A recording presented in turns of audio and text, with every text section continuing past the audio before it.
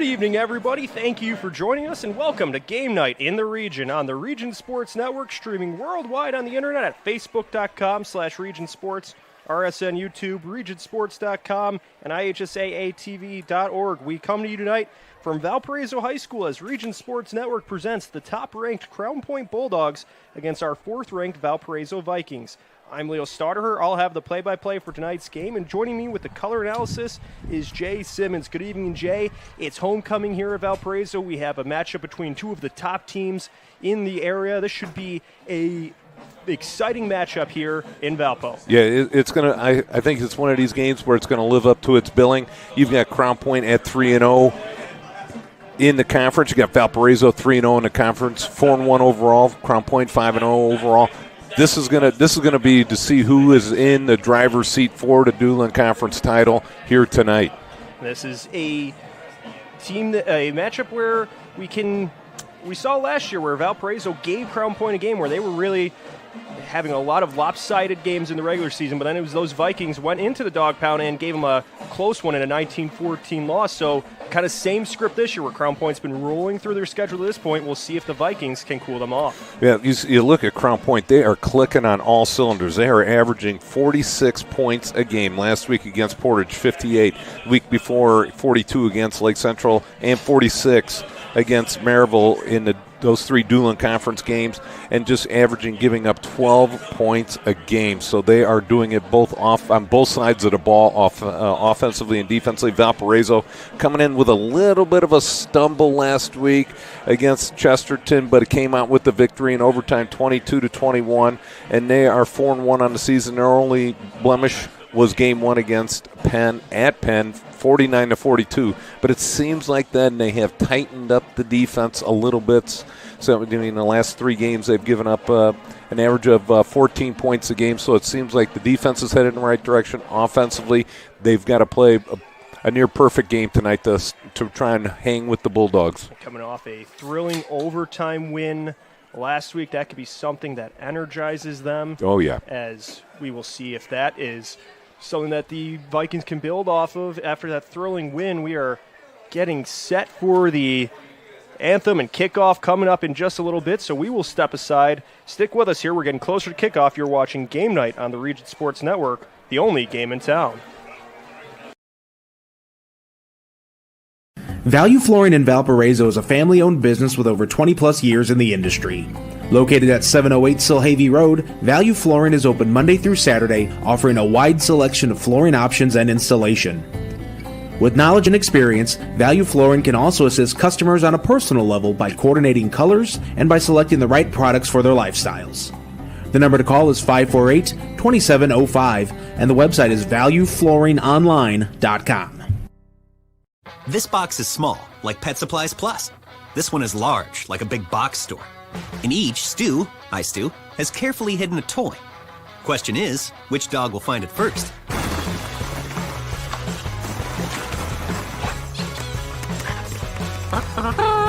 Ta-da!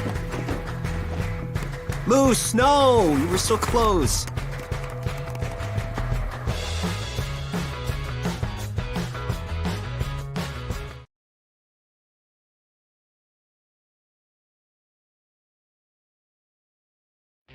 Discover excellence at Moeller Acura of Maryville.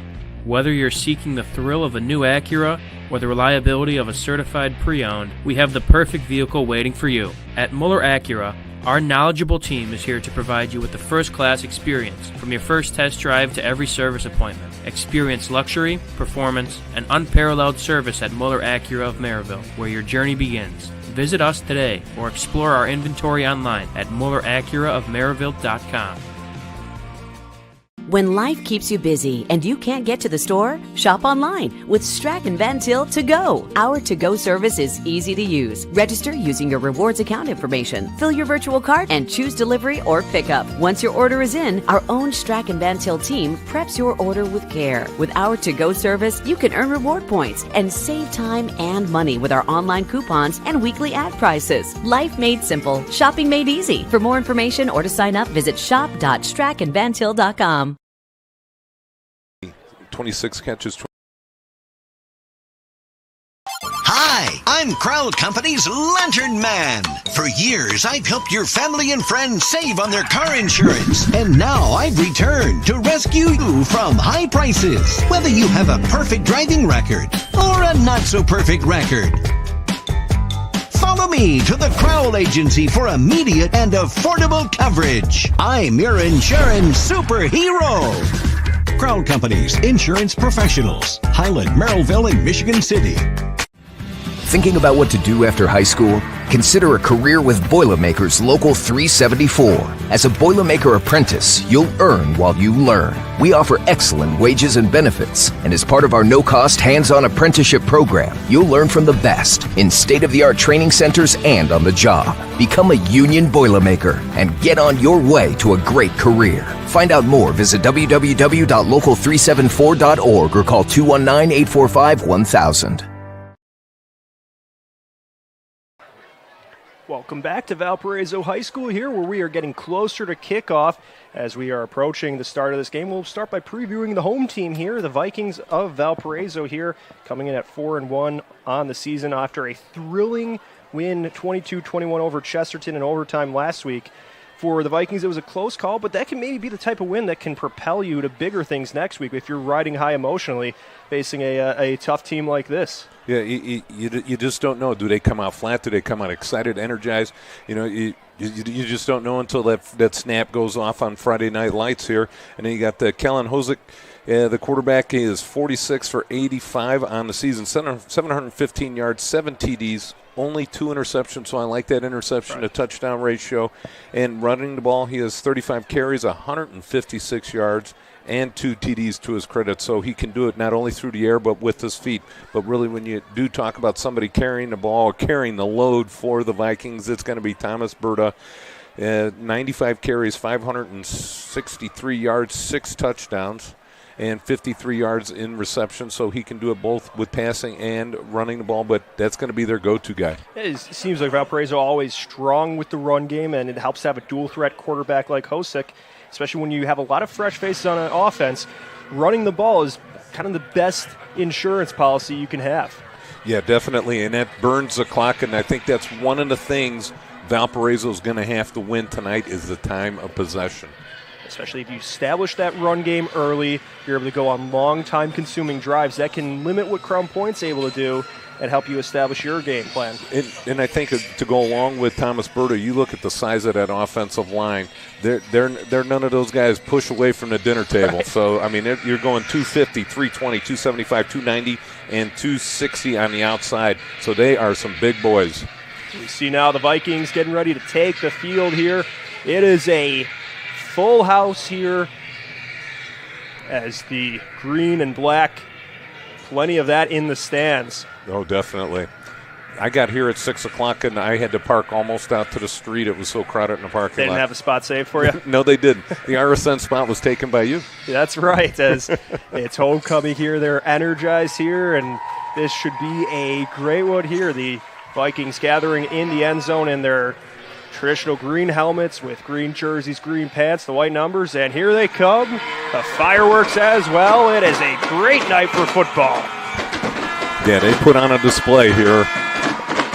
They've been doing it all season, but now you really get to enjoy the fireworks because of it's a little bit later in the evening. Dark has come out.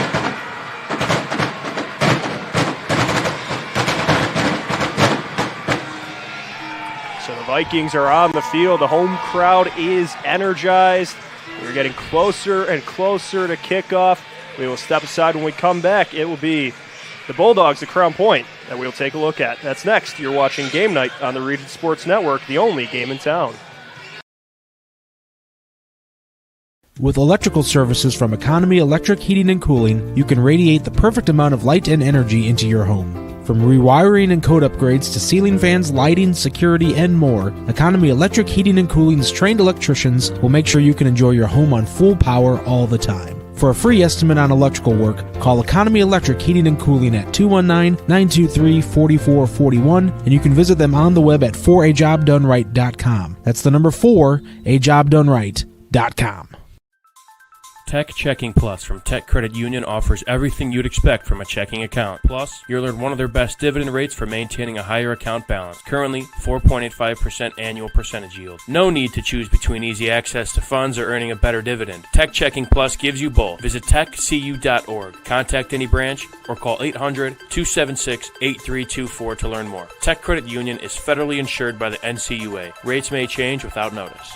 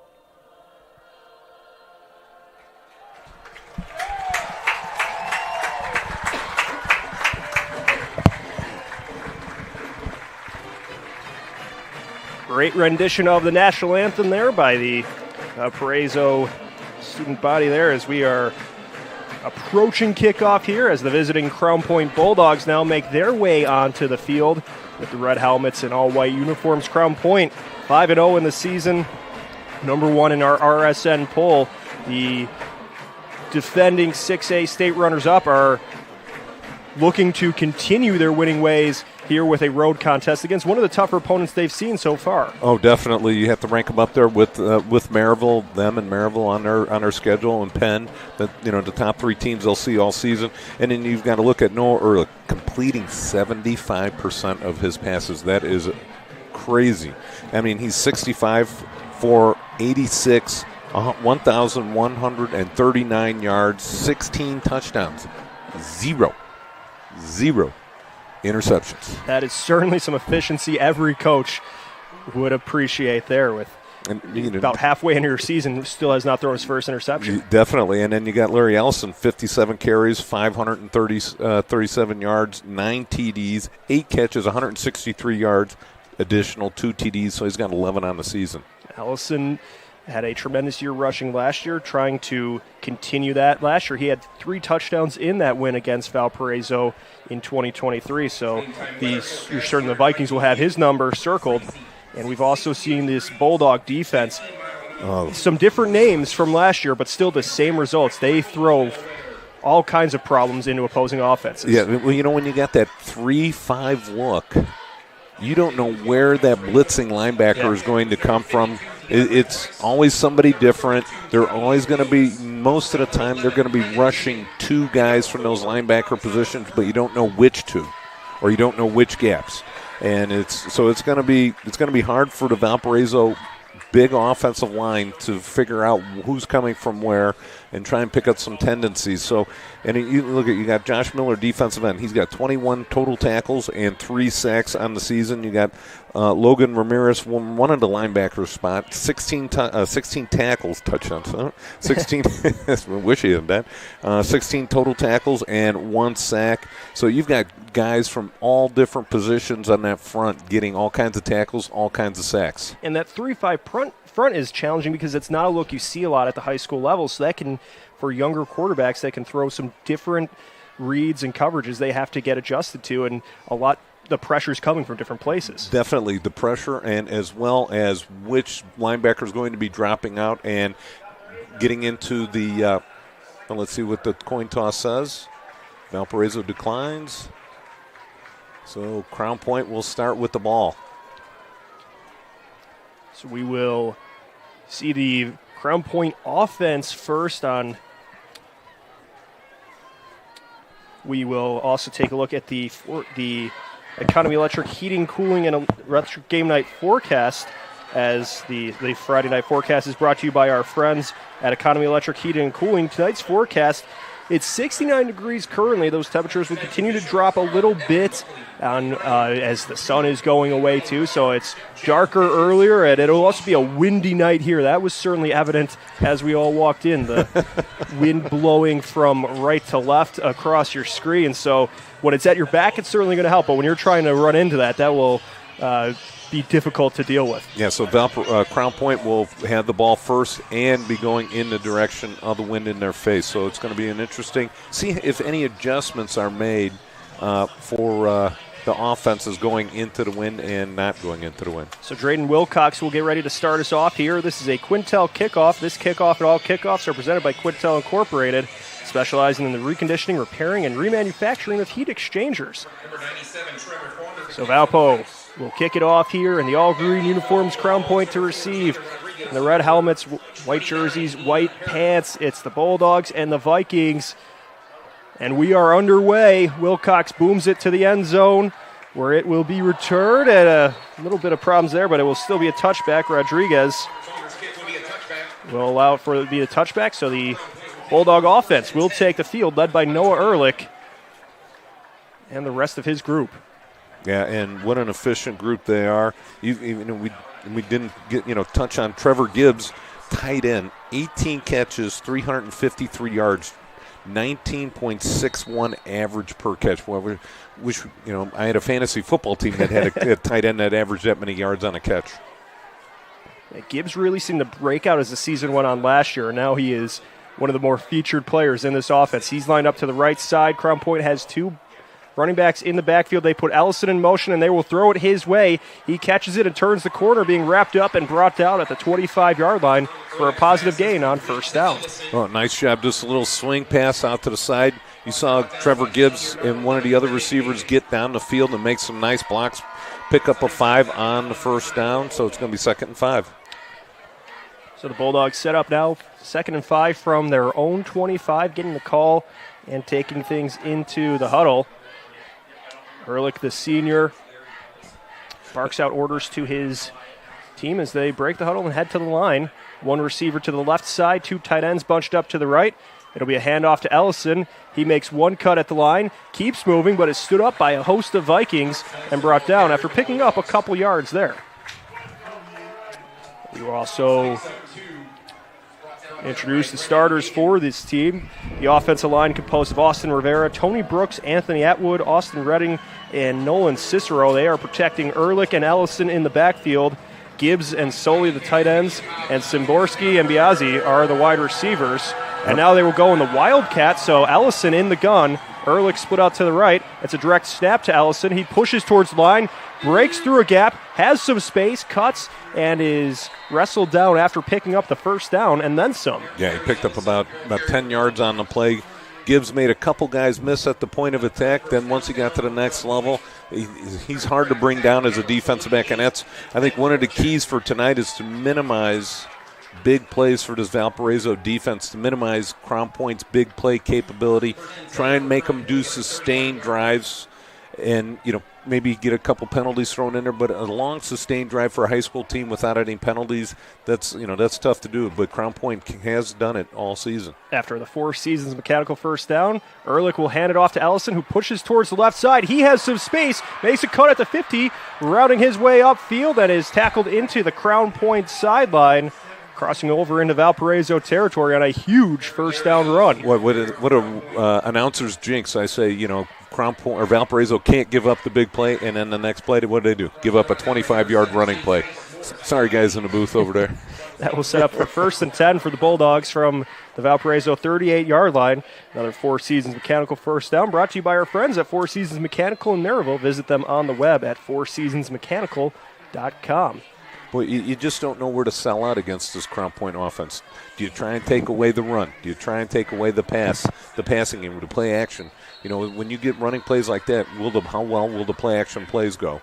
And as the play clock was dwindling down to 2 seconds, the Bulldogs will take a timeout to talk over strategy and get that communication ironed out as they were taking a little too long in the huddle there. Yeah, definitely. it just seemed like a little miscommunication between the coaches, what set they were going to be in, and what their personnel was going to be. So, I mean, Crown Point is already moving the ball pretty quickly. They've already on a 35-yard drive so far in this game, and Valparaiso defensively has got to stop them on first down. Right. I think that's a real key to stop or slowing. You can't stop this offense. You just try to slow it down. Especially if they're able to set the table after picking up 5 yards on first down. That really helps them make it easier to convert on second and then third. So now we'll see Ehrlich in the pistol with... And I think Valparaiso's got to sell out on first down. Throw the kitchen sink at him. Rodriguez in at running back behind Ehrlich. It'll be a fake to him. He rolls right, looking to pass, fires a dart over to Gibbs. Gibbs is stood up, still fighting for those extra yards, and the play will be blown dead. But Gibbs hauling that one in on first down. Yeah, nice job, Ehrlich, letting the play develop. Rolls out just a tad to his right, sets up nicely, waits for the tight end crossing the field to come open and throws a dart right in there to Gibbs. Gibbs had no other choice but to catch that ball because it would have gone right through him. So it took a couple Vikings to stand him up and eventually force that play to stop. It's 2nd and 3 now from the Viking 31-yard line near the right hash. Yeah, Gibbs with his 19th catch on the season. Gibbs and Sully both in at tight ends. It's a snap. Ehrlich hands it off to Rodriguez. He makes one cut. Boogie's out to the right side. The stiff arm. He's got space, and he will strut into the end zone for a touchdown. Bulldogs, they strike first here with 8:48 to go in the first quarter. Boy, that's just efficiency right there. 32-yard run by Rodriguez to the outside, and all he really had to do is give one guy a stiff arm, and he was gone. So the senior running back finds pay dirt there, and the Bulldogs will look to drive the extra point through the uprights here. Oliver Brewer to kick. Carson Granger to snap, and Ehrlich to hold. So there's some movement on the line, though, so we will get that sorted out. As there's a flag on the play. The encroachment on the defense. So on the PAT, Crown Point will be a little bit closer now. That'd be take the penalty and go for 2. Looks like they will still keep the PAT unit out there. Ehrlich will move up a couple yards for the hold. So Brewer, the senior, drive this one through the uprights. Bulldogs lead 6-0 here. The snap, the hold, and the kick. It's good, so that will make it a 7-0 game. The Bulldogs get on the board on their first possession. We'll see how the Vikings answer when we return. You're watching Game Night on the Region Sports Network, the only game in town. Quintel Incorporated is a family-owned and operated company located in Northwest Indiana that specializes in the reconditioning, repair, and remanufacturing of heat exchangers. Since 1994, Quintel has been handling jobs of all sizes throughout the country. Equipped with the most modern technology and advanced tools, Quintel provides top-notch service. When you trust Quintel for all your needs, you'll get peace of mind and a finished job that exceeds your expectations. For more info about Quintel and the services they provide, visit quintel-inc.com.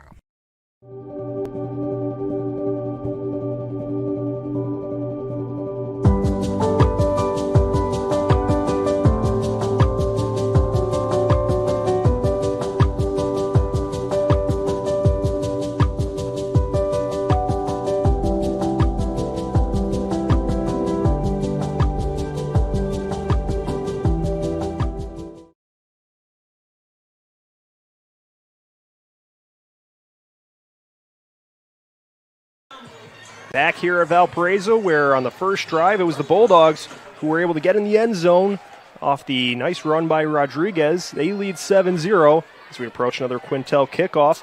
This kickoff and all kickoffs are presented by Quintel Incorporated, handling jobs of all sizes throughout the country since 1994. And it's a squib kick. It takes a hop and is handled by the Vikings. They will just dive forward. It was handled on the bounce by James Parisi, who was able to secure it.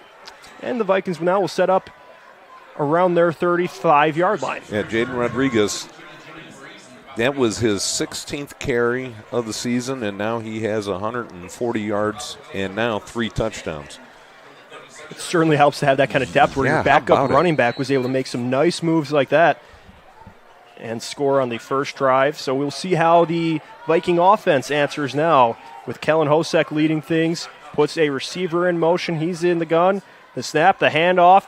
He will hand it off to Berta, who has stood up at the line, but he keeps the legs moving, trying to make something out of it there. Picks up a yard, if any. Yeah, and I think one of the keys to the game for the Valparaiso Vikings is A, time of possession offensively, and B, making sure they match up helmet to helmet on that offensive defensive line. They got some big boys up there. You just got to make sure they're not confused on who to block because of that 3-5 scheme and guys blitzing and coming from all different angles. If they can match up nicely, then they should be able to move the ball. Vikings on 2nd and 10 will go to the air. The ball is tipped. It spirals down, nearly intercepted. Szymborski close to making the play, but it will be an incompletion that will bring up 3rd and 10. It looks like Logan Rodriguez got his hands up in the air and was able to knock that out. It was either him or Josh Miller, the defensive end right there, 59 or 49. Couldn't tell which one that did it. Going to have to pull out the binoculars now. So the offensive line protecting Hosek is Caleb Sharp, Alex Burkett, DeAndre Price, Caden Reeder, and Peyton Barrera from left to right. Hosek in the gun with Berta to his left. They'll put a receiver, Saigon, in motion. He moves from left to right, so they'll have 3 receivers on the right as Hosek drops back to pass. He fires right towards Saigon, and it's broken up. He was wrestled down on the play by Van Tykelt to force the incompletion, and it'll bring up 4th down and the punt team on the field for Valparaiso. Yeah, Van Tykelt timed that out perfectly. As the ball got there, he reached around with his hand there, didn't put a hand on the receiver, and was able to knock that one. It was a perfect throw, perfect catch, but just not able to come up with the catch. Nice job defensively. So Biazzi and Fanton back to return for the Bulldogs, and it will be Drayden Wilcox to punt this one away for the Vikings. He handles the snap, walks into it, and boots it downfield, spiraling to about the 26-yard line where it takes its first bounce, and the Vikings will chase it down, downing it around the 11-yard line. Yeah, nice punt, nice special teams. Got the wind at your back right there for the punt team. We're able to knock it down and spot it at it looks about the 13, 14-yard line. So nice job, special teams. So the Bulldog offense back on the field, and the Viking defense led up the line by Cameron Walden, Omar Delgado, Cameron Aspel, and Lucas Peterson. Brody Wheeler, Adam C., Ben Federchek, and Brendan Gagan will make up the linebacker core, and Tyrese Morris, Tice Morris, and Jaden Jansma will be in the secondary for this Viking squad, trying to get a stop here on their second possession. How about to slow them down? Right. Force a punt. 2 weeks ago when I did the last Crown Point game, the assistant AD walked up to me as we were walking out of and he goes, we haven't punted yet. Now that was, I don't know if they punted last week, right, but up to that point, they had not punted. So Ehrlich hands it off to Allison. Allison trying to find a path on the right side of the line, pushing the pile forward. The Vikings get some hats to the ball, but it is another positive play on first down to bring him much closer to the sticks. It'll be about 2nd and 1 for the Bulldogs. Well, they're going to give him the first down, so a pickup of 10 on the first play, first down. Boy, that offensive line just did not stop driving that defensive line backwards. The defensive linemen were back on their heels, and Allison didn't get hit until he was like 7-8 yards downfield. Right. So Allison picks up the Four Seasons first down. That'll make it 1st and 10 from the Crown Point 23-yard line. Bulldogs break the huddle near the right hash mark. Ehrlich and Allison in the backfield. One receiver to the far left, another to the right. It'll be a handoff to Allison. He makes one juke at the line, cuts toward the center, and is eventually wrestled and brought down near the line of scrimmage, but about a 5-yard pickup there. And the nice thing right here about Allison on that previous play, he let the line develop the hole, and then he just followed that hole and was picking up 5-6 yards of crack. That right side of that offensive line just pushed in the left side of that defensive line, and there was a nice running lane right there, and he just seems to be able to find that hole all the time. So 4 seniors and a junior on that offensive line. It's a veteran group for the Bulldogs. Now Ehrlich with Allison behind him. He has two receivers to his right. He will hand it off to Allison, who breaks through a gap on the right side, moves through one tackle, and then picks up the first down where he's eventually brought down. They continue to climb their way upfield. And again, a nice read by Allison. He read Jacob Soley's block from his tight end position. Soley just got in on that defensive tackle and was able to drive him all the way across the ball. And then Allison just picked that lane. He's picking up chunks. He's not picking up yards. He's picking up chunks of yards. Two receivers to the right of the backfield. It'll be a handoff to Allison, who goes on the counter, moving from right to left. And then he is twisted down as he crossed past the 45-yard line. Well, that's a new wrinkle I haven't seen yet from these Bulldogs. A little counter tray, and the quarterback was leading the block. I'm sure the quarterback doesn't really, Coach, let's not call that play all the time. Noah Ehrlich was contributing by being the lead blocker on that play, moving the ball forward. It'll be 2nd and 5 from the Bulldog 46-yard line. They're on the far hash mark on the circle around the logo at midfield. Two receivers to the right side. They'll shuffle the tight ends from right to left. Ellison beside Ehrlich in the gun. Now they put Soley in motion. Ehrlich's rolling to his right. He looks left where he hits Gibbs with a screen, and Gibbs has a runway to go up. He picks up the first down, keeps moving, is shoved out of bounds around the 40-yard line. So a first down play to Gibbs. Yep. Another pickup of chunk yards for the Bulldogs. This time Gibbs does a nice job letting those blockers get downfield, and nice job by the blockers. They turned to the inside, picked off a couple linebackers. Gibbs picks up about 25 yards on the play.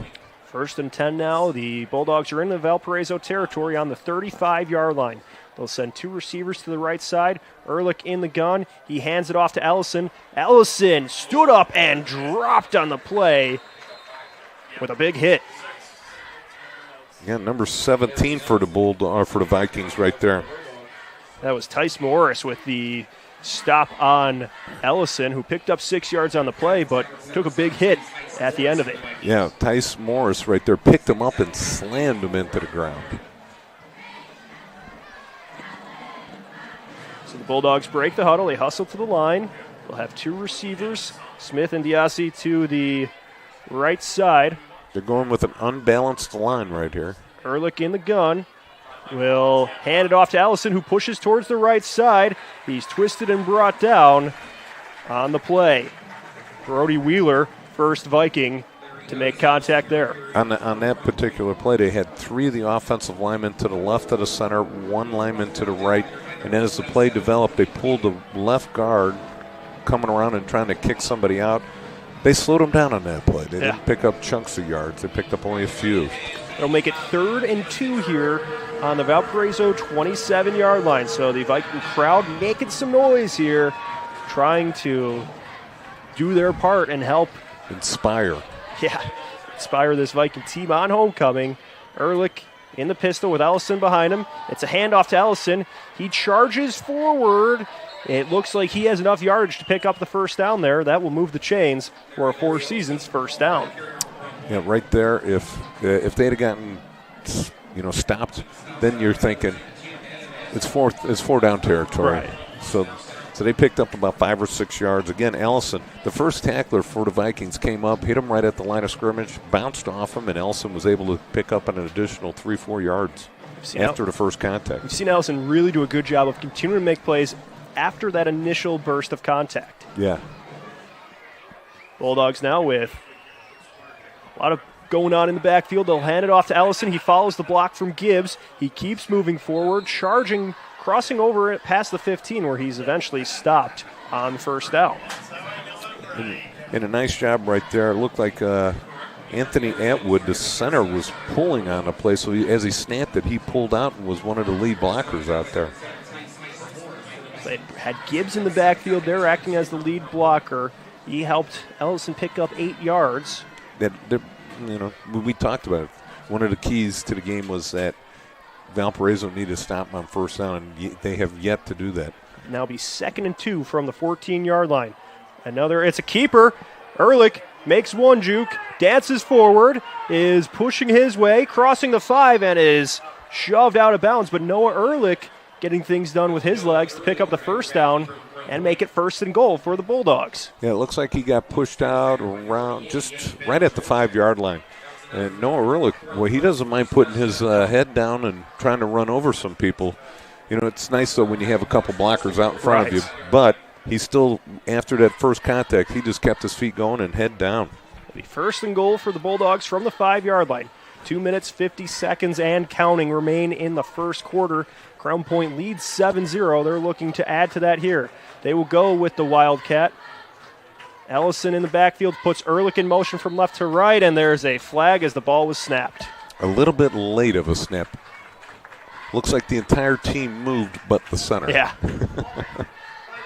So the 5-yard penalty on the offense. It'll still be 1st and goal, but from the 10-yard line. That's the best defensive play Valpo's come up with on first down. Being able to move the Bulldogs back by 5, 1st and 10. And we'll see what kind of answer the Bulldogs have, how they regroup after that. Yeah, a little laughter in the press box up here. And that was a big hit. So Ehrlich in the pistol, one receiver to either side. He puts his tight end solely in motion, hands it off to Allison, who charges toward the right side of the line. He cuts, spins, still going, and is eventually stopped at the 1-yard line. So a good play by Ben Federchek to get that stop to make it 2nd and goal from the 2. Well, just powerful running right there. And a great job by that offensive line, just surging downfield. I saw a couple of the offensive linemen in the end zone blocking their guys. 2nd and goal to go from the 2-yard line. It's a handoff to Allison. He hot-foots it to the left side of the line where he breaks through and picks up the touchdown for the Bulldogs. Allison with his first score of the night. That is his, 10th touchdown on the season. Larry Ellison with, what would you say, 3? About 2, yeah. The ball was on the 2. Yards, okay. So with a minute 42, he makes it 13-0. Bulldogs awaiting the extra point from Brewer. Ehrlich to hold, Granger to snap. The kick is up and through the uprights. So that'll put the exclamation point on the drive, making it 14-0 Bulldogs with just under 2 minutes to go in the first quarter. We'll be back for the kickoff. You're watching Game Night on the Region Sports Network, the only game in town. Have you checked out Centier Bank's student checking account? This no-fee checking account is perfect for students and teens ages 14 to 24 and comes with all the features you need to succeed, such as a debit card, digital banking, and automatic deposit. Centier Bank can help you start establishing good spending habits today for your better tomorrow. For more information, visit Centier.com/student-checking or visit your local branch. If you are under the age of 18, your parent or guardian must also sign on the Centier student checking account. At the age of 25, your account will automatically convert to the Centier checking account. You must deposit $25 to open this account. This account is not eligible for overdraft advantage. Member FDIC.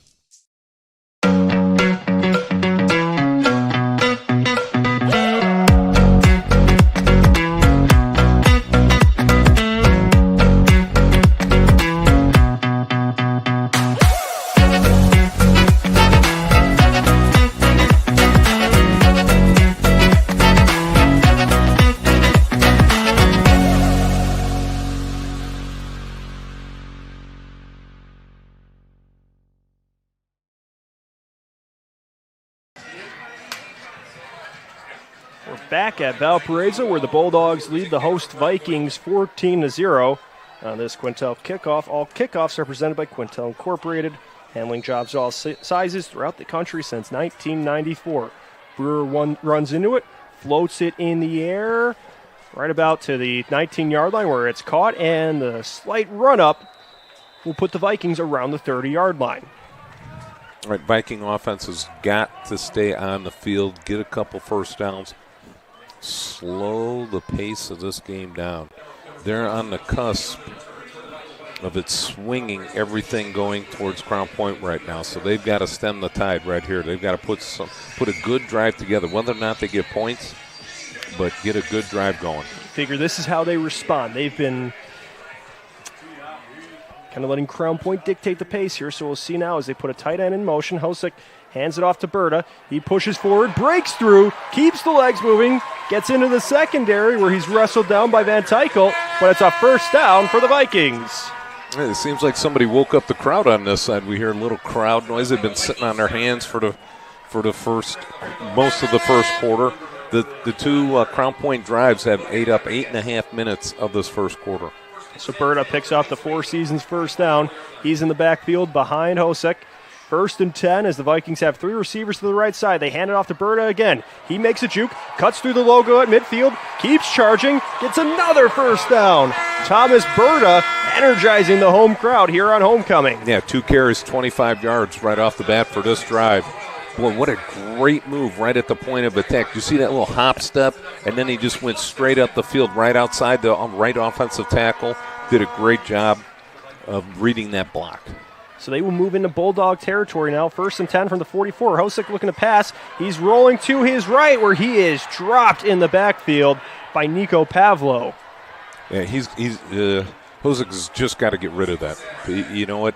Once your first and second reads are covered, chuck that ball out of bounds, come back 2nd and 10. Now you've got second down and about 18, 19 yards.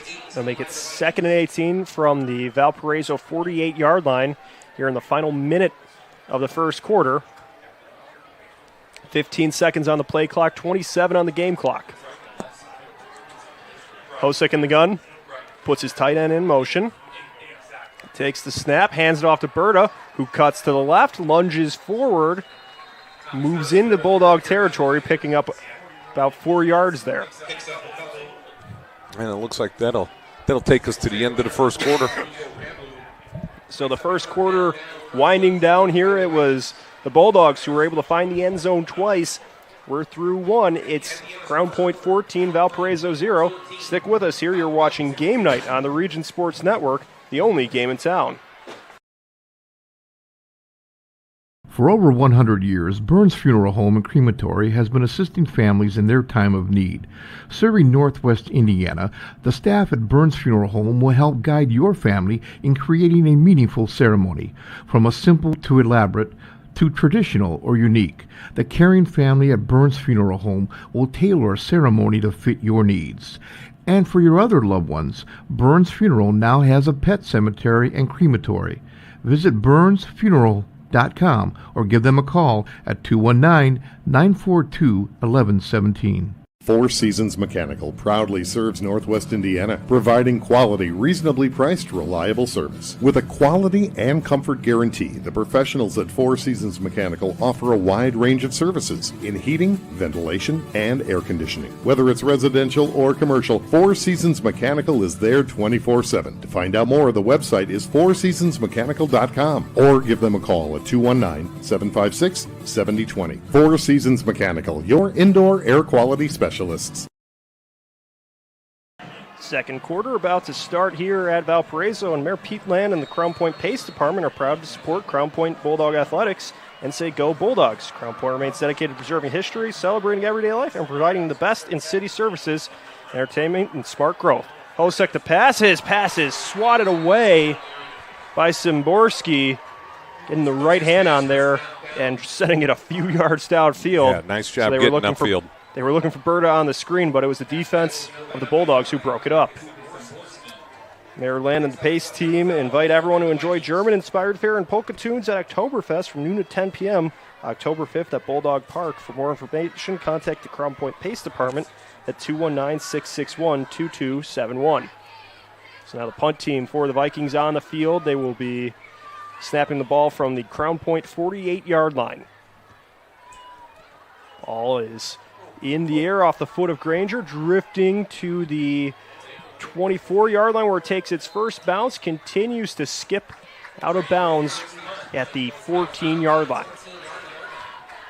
For piping hot pizza delivered right to your door, call Squeegee's Pizza of Griffith. Squeegee's is located at 106 South Broad Street in Griffith. Give them a call at 219-924-6000. Pickup or delivery. It's Squeegee's Pizza of Griffith, the best on Broad Street. So now the Bulldog offense will return to the field. They've been able to find the end zone on their first two drives. So you think this is a pivotal point where the Viking defense needs to either slow them down or get that stop entirely. Well, let's see Crown Point maybe once try to send out their punt team. Right. The Viking defense forced 3 turnovers last week. They were the heroes in that overtime thriller. Ehrlich will put it into the belly of Allison, who has space as he moves downfield. He's brought down by a pair of Vikings at the 21-yard line. Yeah, nice job right there by some of the Vikings getting downfield, slowing them down. But again, 8 yards on first down is unacceptable if you're the defensive coordinator for the Vikings. It'll be 2nd and 3 from the 22-yard line. So the Bulldogs trying to continue to use the run game to move their way downfield. They have 2 receivers to the right side, 1 to the left. Ehrlich in the gun will fire it to his right to Soley, who gets the first down and is stopped at the 30-yard line. Yeah, nice job. Way to get rid of that ball quickly by Noah Ehrlich. He got that snap. He read his first read. Boom, he's open. That ball is coming out right away. Whereas Hosick on the other side, on that second down play, held the ball, and then he got sacked. Or that first down play after a couple nice running first downs. And that just that stalled that Valpo drive. Looked like they had some momentum. They had the crowd up going a little bit. Defense has got to step up here on first down. Four Seasons first down will set the Bulldogs up at the 31-yard line. They will hand it off to Allison, who swings to the left of the line where he is dropped at the 35-yard line. So again, Bulldogs getting 5 yards on first down really sets them up well for the ensuing plays. Yes, it does. That's probably their best defensive play on first down. It looks like they pick up about 3 or 4 on the play. So you have to mark it on the board first. The best play defensively for the Vikings on first down. Bulldogs quick to the line. They will hand it off again to Allison, who charges to the left side of the line, swims around one defender, but is wrapped up and brought down into the Vikings sideline. On the tackle was Dean Papakronos. Yep, nice job right there by the Viking defense. So now we got a third down situation. Let's see if the Viking defense can step up, rise to the occasion here. 3rd and 2 on the Crown Point 39-yard line. The Viking defense trying to stifle the Bulldogs here as they are in the huddle. And they run up to the line of scrimmage. 2 tight ends on the field for the Bulldogs. Allison behind Ehrlich in the backfield. It's a handoff to Allison. He leads forward. He stood up. There's a massive humanity at the line of scrimmage, and it looks like he will be just short. So what they did on that play, they put 3 of the offensive linemen on the right-hand side, put solely one of the tight ends on the left-hand side, and then had Trevor Gibbs and one of the other backs right there at the point of attack. Valparaiso responded really nicely to that play, and at the point of attack, just outmanned them. Be 4th and 2, and the Bulldogs going for it. Ehrlich, lone man in the backfield, and it'll be a quick kick. He puts it in the air, spinning. Nice boot from the quarterback. It takes the first hop at the 20 and keeps rolling towards the end zone. Oh, he stepped in. He stepped. Yep. His heels were in the end zone as he tried to down that ball at the 1. So if his heels touch and then he comes back out and tries it without reestablishing his feet, it is then marked at the 20. Boy, that would have been a dagger right there to the Vikings if he was able to keep his feet from going into the end zone. So now we'll see, can Valparaiso turn that break into some momentum for them? This is one of those points in the game where you got something to go your way. Can you capitalize on it? Yeah, this has got to be a Valpo good drive. Get a couple first downs like they did that last drive, maybe extend it a couple more. Get some points out of this. 2 receivers to the right, and it's a handoff to Berta, who is brought down by the shoestrings in the backfield. That's number 41. It's Nico Pavlo being able just to get a piece of the shoe there at the ankles. Just as he was diving, reaching out, grabbed that shoe, and it looks like he got back to the line of scrimmage. It's going to be 2nd and 10. We've seen Berta with some big bursts. He's another one of those physical runners with some speed as well. So there's 2 receivers to the left side of the line. Berta behind Hosick in the backfield. It's a handoff to Berta. He shuffles his way to the left, turns the corner, has some space, and is pushed into the Crown Point sideline as he crossed over the 35-yard line for a big Four Seasons first down. Yeah, Berta Pick up a 13 on the play. Great job. Once he got in, past that line of scrimmage, boy, didn't he just turn on the accelerator and boom, he was down the field. It'll be 1st and 10 from the Valparaiso 33-yard line. So the Vikings showing some life here as they put a receiver in motion from left to right. McKenzie moves into the backfield. It's a handoff to Berta. Berta charges towards the line. The Bulldogs quick to get to him. Picks up maybe a yard. Right, you're right on it. 1 yard. Going to be 2nd down and 9. Don't forget tonight, Lango's Pizza has been a favorite since 1979, serving Northwest Indiana, 3 locations, Highland, Cherville, Crown Point. Enjoy pizza, sandwiches, and more. Dine in or carry out, order online at langospizza.com. Lango's Pizza, the official pizza of Region Sports Network. So with 7.5 minutes remaining, it's 2nd and 9. The handoff to Berta. He is stood up and dropped in the backfield. That looked like number 5, Zamborski, with the tackle in the backfield. So he will take away that yard that Berta picked up on 1st down, making it 3rd and 10, and that will force the Vikings into a timeout. Coming up in a little over 7 minutes, we will connect the first half and the second half of tonight's game with the Hose Connections halftime report presented by Hose Connections, proven under pressure. And don't forget tonight, after the game, stay tuned for the Centier Bank post-game show. I wonder who's working that tonight. I forgot to look at the list of who's working it. But it's always a great show. Comes back with all the highlights from all the games, highlights, some stats, and all kinds of good-natured conversation there. Right, and I understand this week we're trying something different here with the RSN zone, picking up highlights in-game. So maybe they're listening to us right now, in which case we really should have checked the email and given them the shout-out. And also, we'll be doing the Strachan Van Til scoreboard update at halftime during the Hose Connection halftime. Don't forget, Strachan Van Til, your favorite Indiana-made grocery store. So the Vikings now make their way back onto the field. It'll be 3rd and 10 from their own 33. This could be a pivotal point in the game if they're able to convert and get something going on this drive. They've been run heavy on the first few plays of this drive. We'll see if they go to the air here. They'll have 3 receivers to the right side. Tight end in the mix as well. Berta behind Hosick in the backfield. He's looking to pass. The pocket is collapsing. He has to move forward. Flings the ball downfield, and it falls down just short of the 1st down marker. Szymborski closest to it, where he had to try to trap it.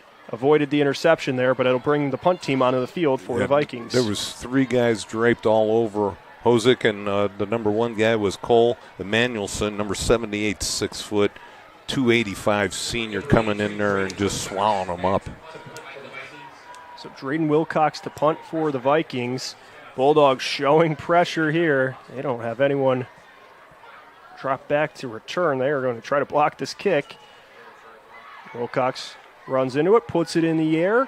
It turns, drops into Crown Point territory, keeps rolling past the 40, and the Vikings will down it around the 36-yard line. So about a 30-yard punt right there for the Vikings punter. Again, let's see if Valpo can step up to the plate again on this next drive like they did the last drive and force a punt. So the Viking defense hoping to stand tall here as the Bulldog offense will head back onto the field. 1st and 10 from their own 36-yard line. Ehrlich brings his line back onto the field. Big stop for the Vikings last time, forcing that quick kick from Ehrlich. He's in the gun, dropping back to pass. He fires to his right. He connects, and a big run-up by Szymborski after the catch. We'll see where he's ruled out of bounds. If he had enough to pick up the 1st down, he did there. So it's a 4 seasons 1st down for the Bulldogs. Yeah, nice job. Real simple, just a little hitch route to the outside. Boom. And the nice thing about Noah Ehrlich, a senior 4-year starter, gets that ball out right away. If his initial read isn't open, he's getting rid of it. So Ehrlich in the gun again. will hand it off to Allison, who charges forward, breaks through one gap, jukes, keeps moving, gets into Viking territory where he's wrestled down at about the 37-yard line for a big first down pickup. Yeah, nice running right there. It's the second and third guy that are making the tackles. The first guy seems to be bouncing off the hit, and then all of a sudden you're picking up 7, 8, 9 yards of carry right there by the running backs. Yeah, it looked like Morris at safety had to go in there and make that stop. So the Vikings getting backed into their own territory. Yeah, as a safety, that's a tackle you really don't want to do. Right. You get a running First and back. 10 from the Valparaiso 38-yard line. They put Zimborski in motion, and there will be some laundry on the field here. Ehrlich did not look happy at that call, or happy with his teammate, one or the other. That'll be a 5-yard penalty on the Bulldogs, so that will make it now 1st and 15. Again, if I was on Valparaiso defense, I would be sending an extra guy on first down. Try to cause some havoc in the backfield. Try to cause some disruptions in there. Don't sit back and play vanilla defense. I think if you're Valpo and you're playing really well right now, let's throw an extra guy up in there. Blitz a couple guys. So the Bulldogs go with play action here. It's a quick pass to Allison onto the lay. Allison has some space. He's cutting towards the end zone to the 5, and he gets in there. It's a long screen pass and a TD reception for Larry Allison. 43 yards and on a sidearm pass from Noah Ehrlich to Allison.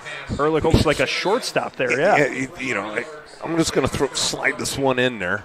He threw it sidearm between 4 defensive linemen by Valparaiso.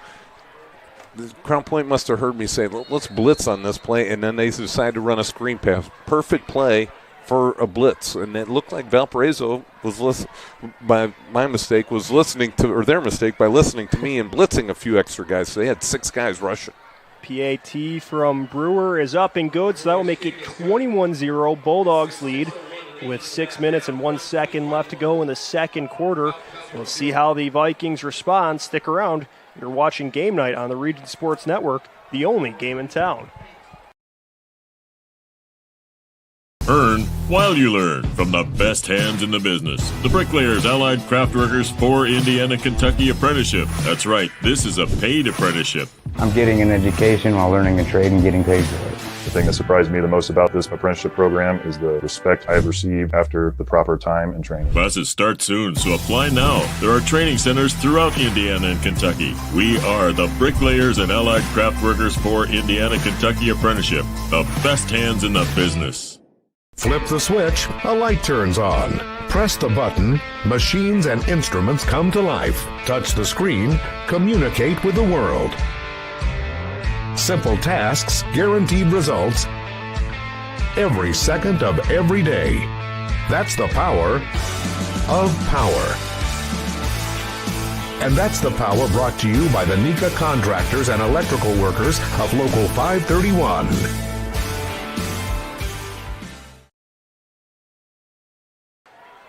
Oliver Brewer to deliver another Quintel kickoff. Quintel Incorporated handling jobs of all sizes throughout the country. And this one deep through the back of the end zone for a touchback. And so you can check out the IBEW Local 697 electrifying plays from this week's football action. Visit regionsports.com, Facebook or Instagram. The electrifying plays are presented by IBEW Local 697, the electric professionals. And you can see Ehrlich just throw that sidearm pass, and then Allison up the right sideline for the touchdown. 43 yards, basically untouched. And I feel like ever since the guy in Kansas City, Pat Mahomes, started going with those off-platform, different arm slots, every quarterback now kind of has that club in the bag to be able to try something sidearmed, something a little bit off-schedule, and that just has to give defenses fits. When he can make plays like that, you're not expecting it, but there's Noah Ehrlich doing it there, and there will be what a nice play by Noah Ehrlich. And we got some some awards to give away at the conclusion of tonight's game. We'll be naming a Crowell Lantern Man superhero of the game. Crowell's companies have offices open from 9 to 7 Monday through Friday, Saturday till 2 in Highland, Maryville, and Michigan City. I mean, right now you got Larry Allison, boom, 2 touchdowns. You got Noah Orlick with the sidearm pass. And then you got Jaden Rodriguez with the 32-yard run. You got all kinds of guys fighting for that award, and it's just, boy, you take one thing away from Crown Point, boom, they go to the other. They just got so many weapons. And that's the type of depth you need to go on a playoff run. We saw that last year, the Bulldogs making it all the way to state, and they had to win in a lot of different ways to get to that point, and they seem to be having that similar depth this year, especially on that defensive side. A lot of those players like Mulaski and Clark graduated, but it's been the next guys up this season for the Bulldogs. So the Vikings take over 1st and 10 from their own 20. 2 receivers to the right, 1 to the left. Hosick's looking to pass. He fires a strike to his man Stokes, who gets a couple yards there. Julian Stokes, one of the leading receivers for this Viking team, picks up his first catch of the day. Yeah, Stokes, 14 catches, 261 yards, 4 TDs. And then you got Noah Pavlu that made the tackle right there. You know, he could probably be up for our Boilermakers 374 blue-collar player of the game. Earn while you learn with Boilermakers Local 374. The Vikings once again with 2 receivers to the right, 2 to the left. Bird up beside Hosek in the gun. They now put the receiver in motion. It'll be a reverse, a flea flicker. Hosek throws it downfield just ahead of his receiver, McKenzie, who had to go airborne to try and catch it. That could have been one of those plays that could have got the Vikings right back in it. Yes, it could have. The one thing you always tell a quarterback in those types of situations, float the ball out there. Hosek seemed to throw that one on the line. I know he's going into that strong wind, but float that ball out there. Let the receiver run to the ball. He had 5-6 yards on the closest defensive back. Just float that baby out there. So after that incompletion, it makes it 3rd and 7 for the Vikings. They hustle back to the line. Berta and Hosek in the backfield. 4 receivers out there. They put another one in motion, and it will bring the play clock down to 0. And the Vikings are going to have to move back 5 yards here. Ouch.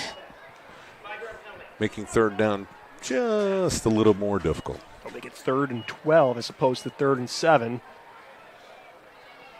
You know, another one of those keys to the game for the Vikings was to play mistake-free, and there's one of those mistakes. At 5 minutes, 15 seconds left in the 3rd quarter, it's what you're trying to avoid. They again put the receiver in motion, 14 seconds on the play clock. Hosek dropping back, looking to pass. The pocket collapsing. Szymborski gets in there. He spins out of 1 tackle, but now there's a whole host of Bulldogs in the backfield, and they drop him for the sack. Yeah, it looks like number 54, Amir Plowden, was in there as well on the sack. It's a good job by Crown Point after Hosek spun out of the initial tackle, just getting the next red helmet in there, getting after him. A pack of dogs in there. That's right. So the Bulldogs force the stop, making it 4th and 16. The Vikings to punt away from their own 14-yard line here. And they're going to be kicking into that strong wind, sort of going from right to left and across the field, blowing into the faces of the people on the Crown Point sideline. And the punt sails, takes its first bounce at the 46, keeps rolling into Crown Point territory. And the Vikings will down it at the 44-yard line. About a 35-yard punt right there into the wind.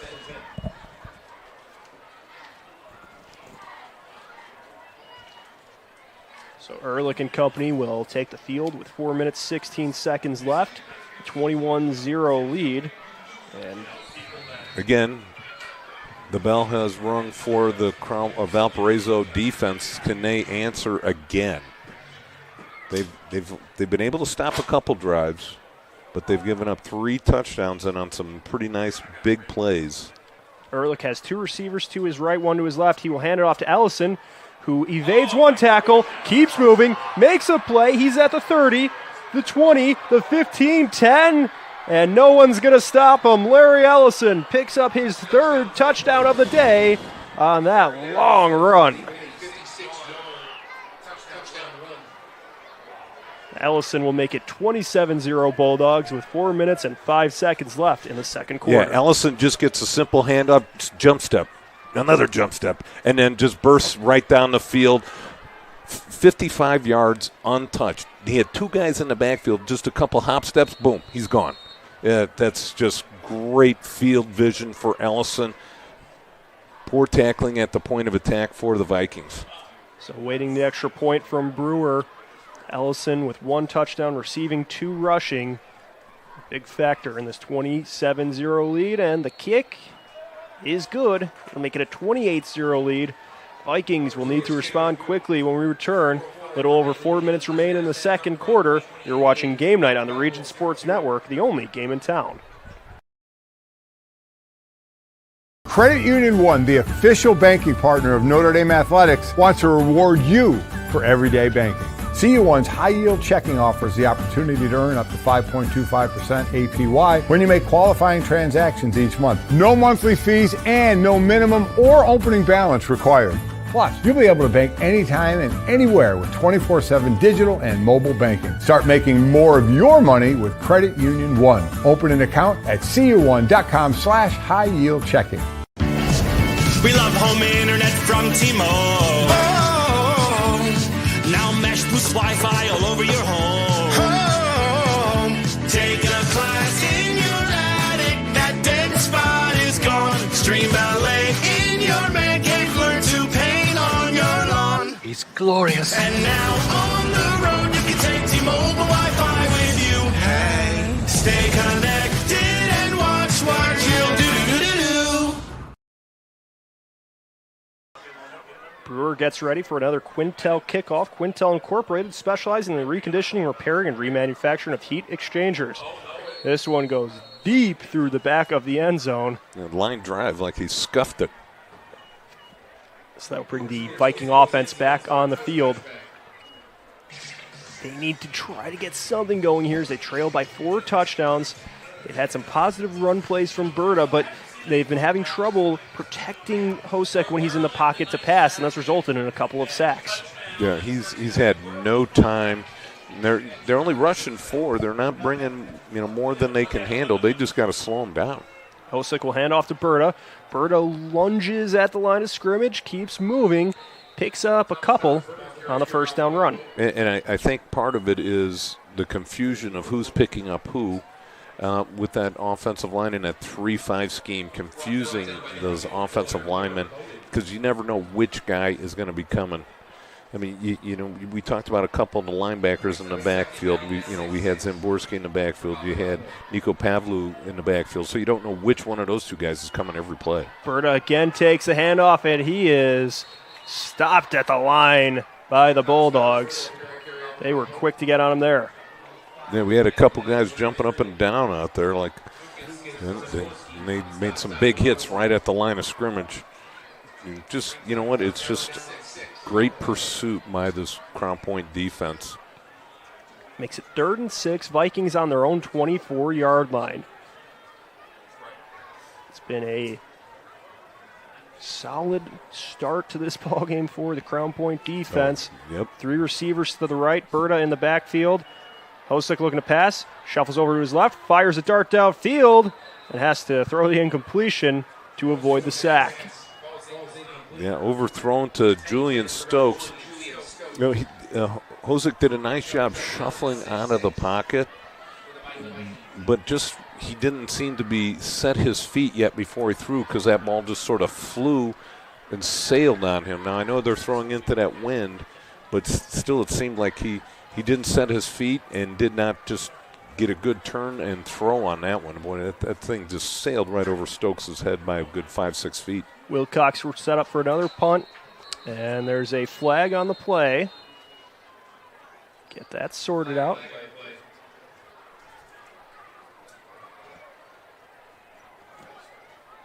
As of right now, it's 4th and 6 on the Viking 24-yard line. Well, do you think Valparaiso would go for it if they got an offsides penalty? 4th and 1. Certainly see if they need to be aggressive here. It does appear to be on the Bulldogs. Gives you something to think about.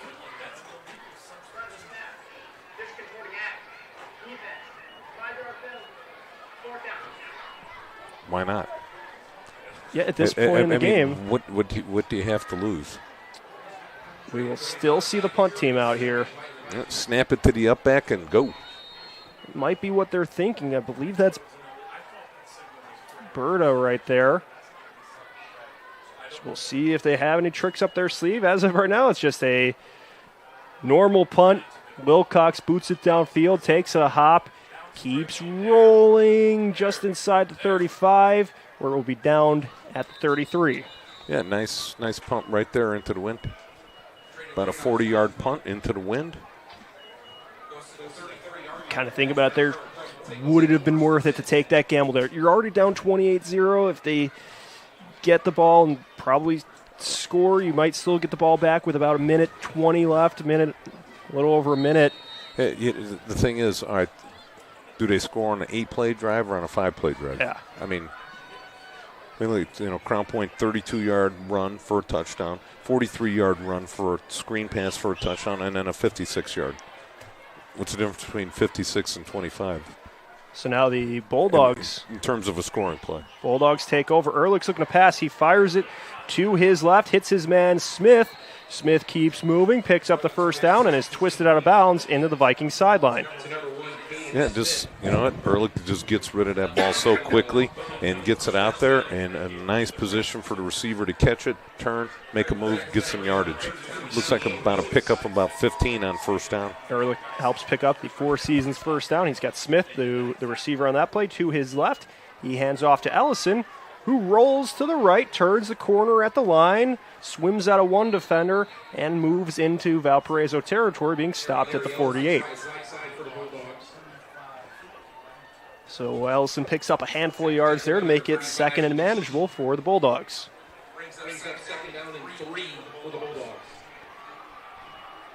Second and 3 from the Valparaiso 48. I have to give a shout out to my buddy AJ. Just texting me saying he's watching the game. He's living in Florida. Didn't get smashed by the hurricane, thank God.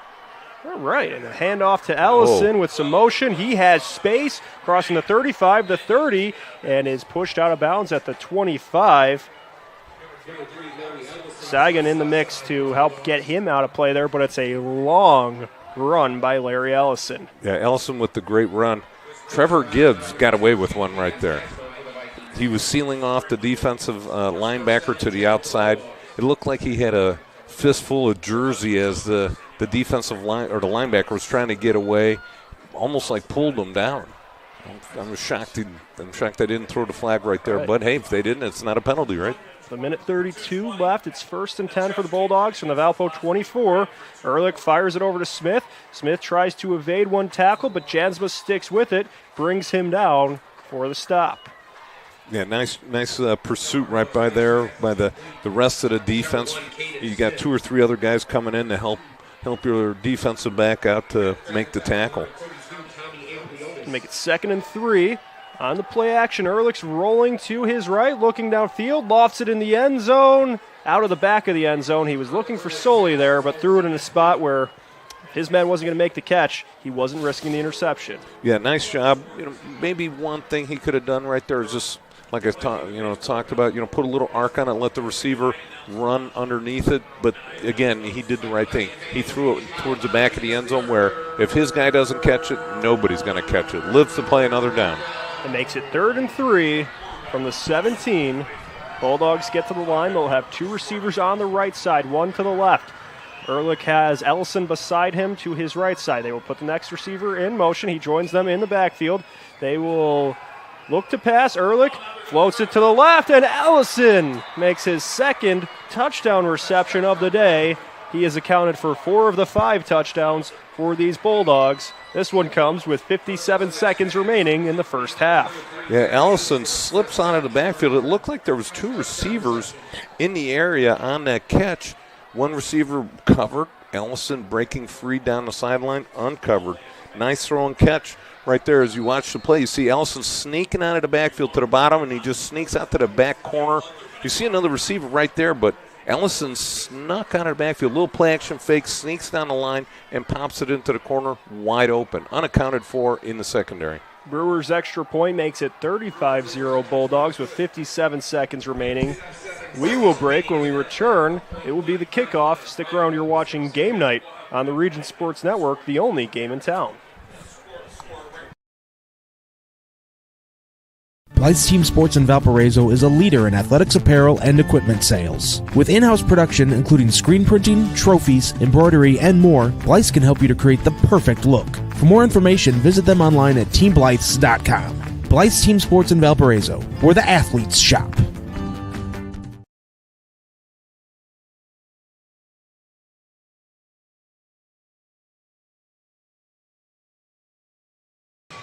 Get the... We are back for another Quintel kickoff. All kickoffs presented by Quintel Incorporated. The Bulldogs lead 35-0 here in the second quarter. And the city of Crown Point and their Peatland and Crown Point Pace Department are proud to support Crown Point Bulldog Athletics and say go Bulldogs. Crown Point remains dedicated to preserving history, celebrating everyday life, providing the best city in the city services, and encouraging smart growth. Mayor Land and the Pace team invite everyone to enjoy German-inspired fare and polka tunes at Oktoberfest from noon to 10 p.m. October 5th at Bulldog Park. For more information, contact the Crown Point Pace Department at 219-661-2271. Sounds like a good time. From noon to 10 p.m. So now the kick from Brewer sails deep where it will be down in the end zone. So it'll be a touchback, and the Viking offense will take over with 57 seconds left. Boy, that's one special teams, for Crown Point as the kickoff team. You're getting wore out. Yeah, they've been busy. And the Viking offense trying to get something going here. They have been able to get a couple nice runs from Berta, but the passing game has been really overwhelmed by that pressure from the Bulldogs. They're trying to change that here. They will hand it off to Berta, who had his legs tied up at the line of scrimmage. He tried to spin out of it, picks up a couple yards on that play. So looks like they're going to be happy to go into halftime, lick their wounds, and come back out. And they will receive the ball at the half, so I was probably thinking about that too. You're going to get the ball anyway, so maybe just get to the half, try to regroup, and figure out what to do next. 24 seconds and counting remaining. 12 seconds on the play clock. A trio of receivers to the right side. That's where Hosek will throw. He skips it, and Stokes just has to jump on it. The pass is incomplete. We'll stop the clock with 17 seconds remaining, making it 3rd and 8. Yeah, right there, if he's skipping it out there, that means it's going to be a double pass. Stokes just had to jump on it. So 17 seconds remaining. Vikings will again have 3 receivers to the right. Berta behind Hosek in the gun. He will hand it off to Berta.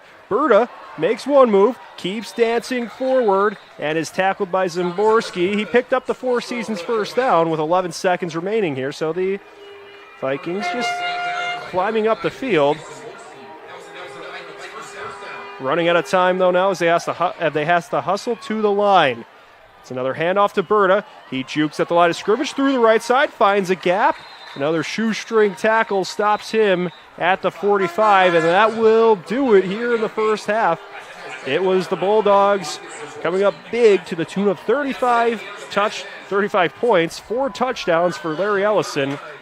And we will have plenty more halftime analysis, some scores from around the region coming up in just a bit. With the Hose Connections halftime report connecting the first half and second half. Hose Connections halftime report presented by Hose Connections, proven under pressure. So that is just moments away. Stick around. You're watching Game Night on the Region Sports Network, the only game in town. It's time for the Commissioner's Corner, an exclusive weekly conversation about Indiana high school sports with the Commissioner of the IHSAA, Paul Neidig. Now for an up-to-the-minute report about what's happening in the constantly changing world of high school sports, here's Coach Bob Lovell with Commissioner Paul Neidig. Welcome back, everyone, to our weekly conversation with the Commissioner of the IHSAA, Paul Neidig. And Paul, we're in tournament time. Girls golf regionals coming up, and we have a lot to look forward to. Week number 6 of football. The soccer pairing show comes up Sunday. The football pairing show comes up October 13. We are in the midst of regular season and postseason play. It's a fun time of year for everyone involved. Buckle up, because here it comes, but boy, it's a great time of year, and so it's unbelievable as we've walked into this part of the year, and we're sitting here and we've already played 5 football games and 6 is on the docket for this weekend. I mean, the season just goes so fast, which means all of our other tournament series are right around the corner. We had several girls golfers. We had a couple of shot of 65 this past weekend. Wow. And several sub-70 scores across the state in girls golf, shaping up to be one heck of a tournament. But 65, Coach, I would say that I don't break 65 on 9 holes. So that's 18 sometimes. Talking about my golf game here a little bit. But yeah, we're here. We're ready to go, and we're going to continue to play and celebrate some kids along the way. We've talked about this before, but the cool thing is with the IHSA Champions Network is that all of our sports have pairing shows, and I would stack what we do production-wise, information-wise, up against anything that's done on a national level. Yeah, I think that's right, Coach. And it's free. It's a free show to tune in and watch. A lot of them are on Sundays, and we have the pairing shows that students get together and they look forward to that draw. But it is an incredible value. We don't, and I don't think people realize a lot that on our Champions Network at IHSATV.org, every sectional round that's broadcast, now we certainly can't broadcast all of them, but they're free to watch. And every regional round that's broadcast is also free to watch. And there's not a fee involved with watching our tournament games until we get to the semi-state or the state final games. And so we really try to provide a service to our families that want to watch contests. Well, I think we do, and I think we do it quite well. And mentioning that, again, the pairing show for football coming up on the 13th, week number 6. Weather has been interesting this fall, Commissioner. We've had a couple of weekends that have been challenging to get games in. It has been, and anytime that'll thunder and lightning comes out, we've got to be on the safe side and make sure that we we keep everybody safe. And it looks like we got a little hurricane that's going to be heading up to the Midwest here this weekend, and it may be a little damp in some parts of the state this Friday night, but I don't think the severe weather's coming with that. So we get a little wet, and we're all dry out eventually, and we'll be all right. You finished your meetings with the principals this past week. I'm curious what your thoughts were in a general sense of how all of that went. It's always good to hear from the constituents and from the people whom you serve. It's always good to have face-to-face opportunities with them. It's always good to hear what's going on in their world, and they're more than willing to share that information with you, which is good. But one thing I take away from that is with all the changes going on nationally with the NIL and transfer portal and just it seems like it's an ever-changing world right now. Our members here in Indiana are still steadfast in their support of an education-first athletic system, and they do not believe that we should have a system here of wide-open transfers, much like the NCAA does, nor do they believe student-athletes. NIL is, in the collegiate model, is not something that they believe fits in the high school model, and I would agree with them. And so that's information that's good for us because we need to know that, and we're always going to have some folks that thinks it needs to look a little different, and I understand that and respect those opinions too. But as a membership organization, I've got to listen to what our members are saying first. Thanks for listening to The Commissioner's Corner with IHSAA Commissioner Paul Neidig and Coach Bob Lovell. And thank you for your continued support of the high schools in your community.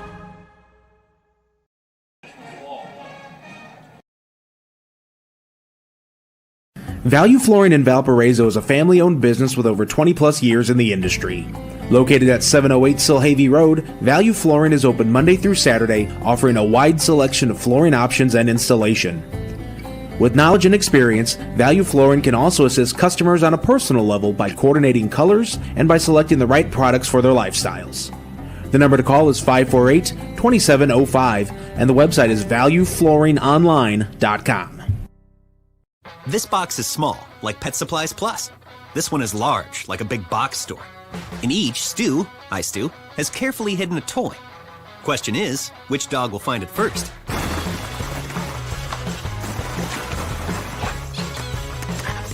Ta-da!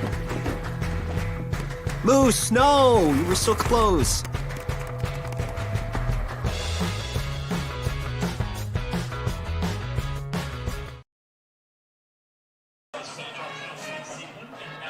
We're back at Valparaiso for this matchup between the host Valparaiso Vikings and the Crown Point Bulldogs. You're watching the Hose Connections halftime report, brought to you by Hose Connections on Kennedy Avenue in Hammond.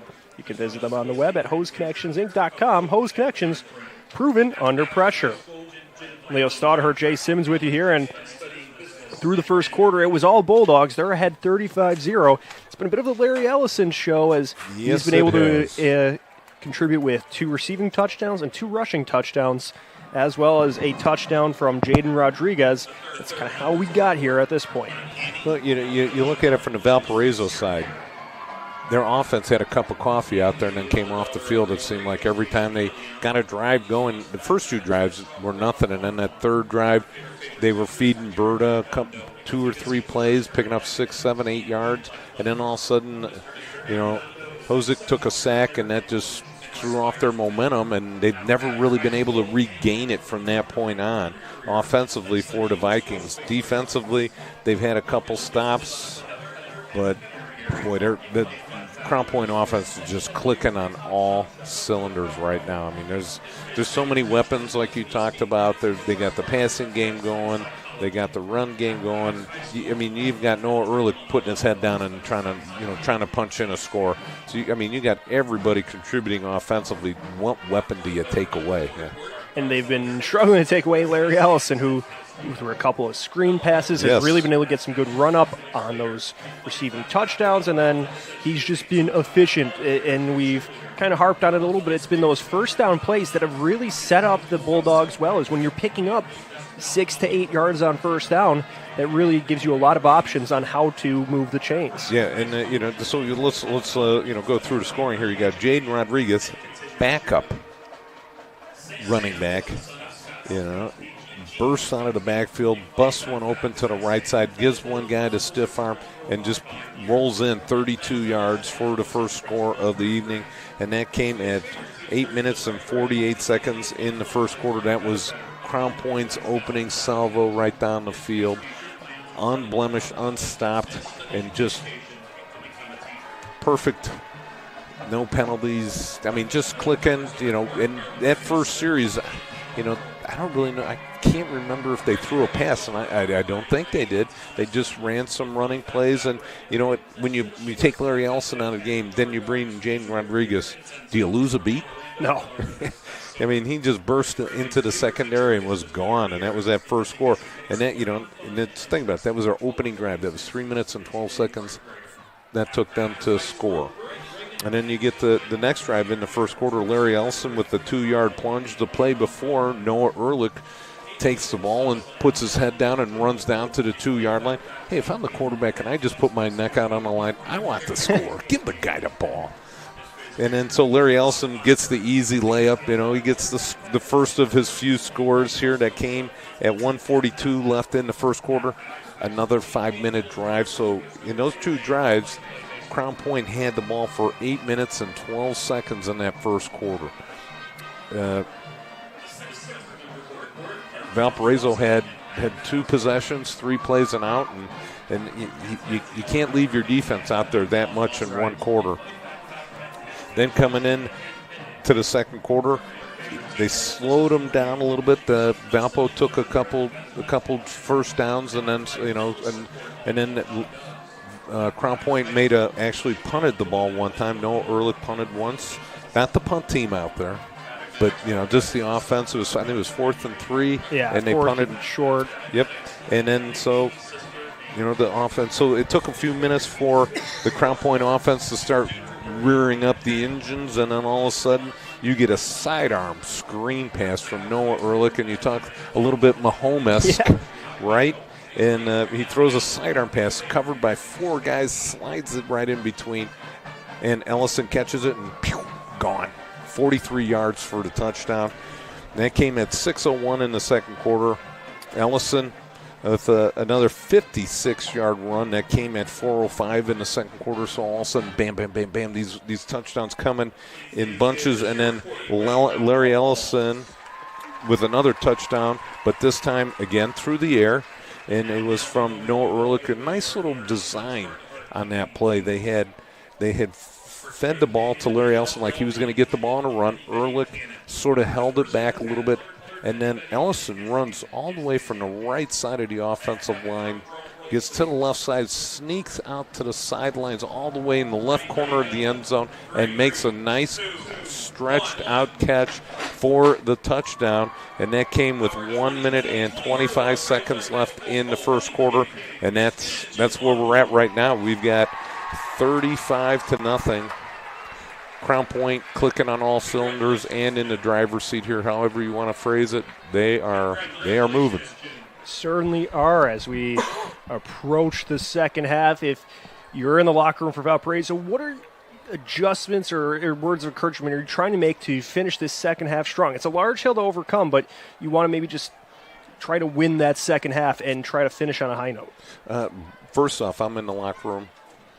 I'm not going to, the thing is, you can't blow up on it. Right. You just got to come in there calm and say, hey, guys, we're playing a darn good team here. Secondly, we're going out to the second half. We're going to make the score 0-0. We're going to run and work on things that we need to work on for the rest of the season. I mean, they've got a tough schedule coming up here, with the Doolin Conference. If I can find it here in my myriad of papers. Let's see where it is. Here it is. Yep, at the bottom of the pile, of course, always. And so next week they go to Maryville. Not much easier. The schedule doesn't get any easier. So they've got to regroup, figure out what they need to accomplish here in the second half, go out there in this third quarter, and really put the pedal to the metal. In the fourth quarter, if the score stays relatively the same, then you're starting to work in some second-team players, get them some used to the Friday night lights, some younger players out there. But I think this third quarter, you leave in those starters and you work on things that you need to if I'm Valparaiso. So we will see how those adjustments take form. We will step aside. When we come back, we're going to take a look at some scores from around the region. You're watching the Halftime Report on Region Sports Network, the only game in town. Discover excellence at Moeller Acura of Maryville. Whether you're seeking the thrill of a new Acura or the reliability of a certified pre-owned, we have the perfect vehicle waiting for you. At Moeller Acura, our knowledgeable team is here to provide you with the first-class experience, from your first test drive to every service appointment. Experience luxury, performance, and unparalleled service at Moeller Acura of Maryville, where your journey begins. Visit us today or explore our inventory online at MoellerAcuraofMaryville.com. When life keeps you busy and you can't get to the store, shop online with Strachan Van Til To Go. Our to-go service is easy to use. Register using your rewards account information, fill your virtual cart, and choose delivery or pickup. Once your order is in, our own Strachan Van Til team preps your order with care. With our to-go service, you can earn reward points and save time and money with our online coupons and weekly ad prices. Life made simple, shopping made easy. For more information or to sign up, visit shop.strachanvantil.com.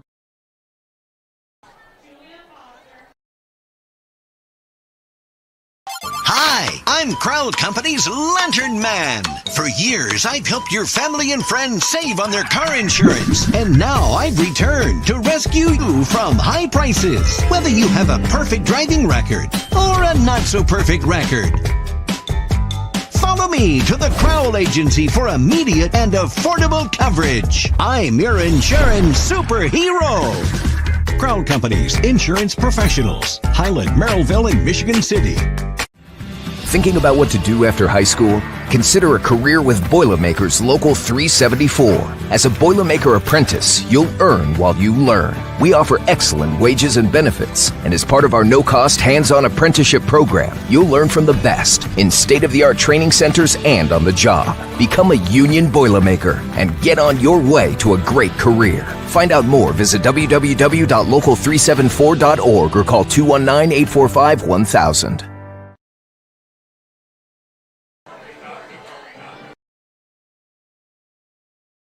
With electrical services from Economy Electric Heating and Cooling, you can radiate the perfect amount of light and energy into your home. From rewiring and code upgrades to ceiling fans, lighting, security, and more, Economy Electric Heating and Cooling's trained electricians will make sure you can enjoy your home on full power all the time. For a free estimate on electrical work, call Economy Electric Heating and Cooling at 219-923-4441, and you can visit them on the web at forajobdoneright.com. That's the number 4ajobdoneright.com. Tech Checking Plus from Tech Credit Union offers everything you'd expect from a checking account. Plus, you'll earn one of their best dividend rates for maintaining a higher account balance. Currently, 4.85% annual percentage yield. No need to choose between easy access to funds or earning a better dividend. Tech Checking Plus gives you both. Visit techcu.org, contact any branch, or call 800-276-8324 to learn more. Tech Credit Union is federally insured by the NCUA. Rates may change without notice.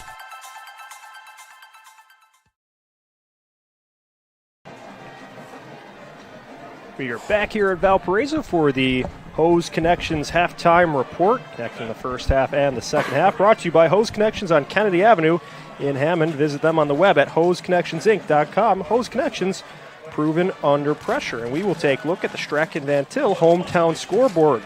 This scoreboard update is courtesy of your neighborhood Strachan Van Til Food Market. Strachan Van Til, your favorite Indiana-made grocery store. Jay, take it away. All right, here we go. We'll catch my breath for a second here. All right, here we go. These are all at halftime. So we got Wheeler, 20, Westside, 0. Boone Grove, River Forest tied up at the half. Calumet, 14, Whiting, 8. Griffith, 14, East Chicago, 0. I think they're Griffith's number 5 in our Hour Sun poll. It looks like they might be moving up this week. Yeah. All right, let's continue on. You got Andrean, 35. Highland, nothing at the start of the third quarter. Final, because it's on a Culver. They're in a different time zone. So we got Culver 35, KV 28. Michigan City 20, Lake Central 0. Hobart 14, Lowell 7. Really good game going on there. Let's see what we've got. I'm trying to read my chicken scratch here. It's Lake Station and Bishop Knoll tied up at 0.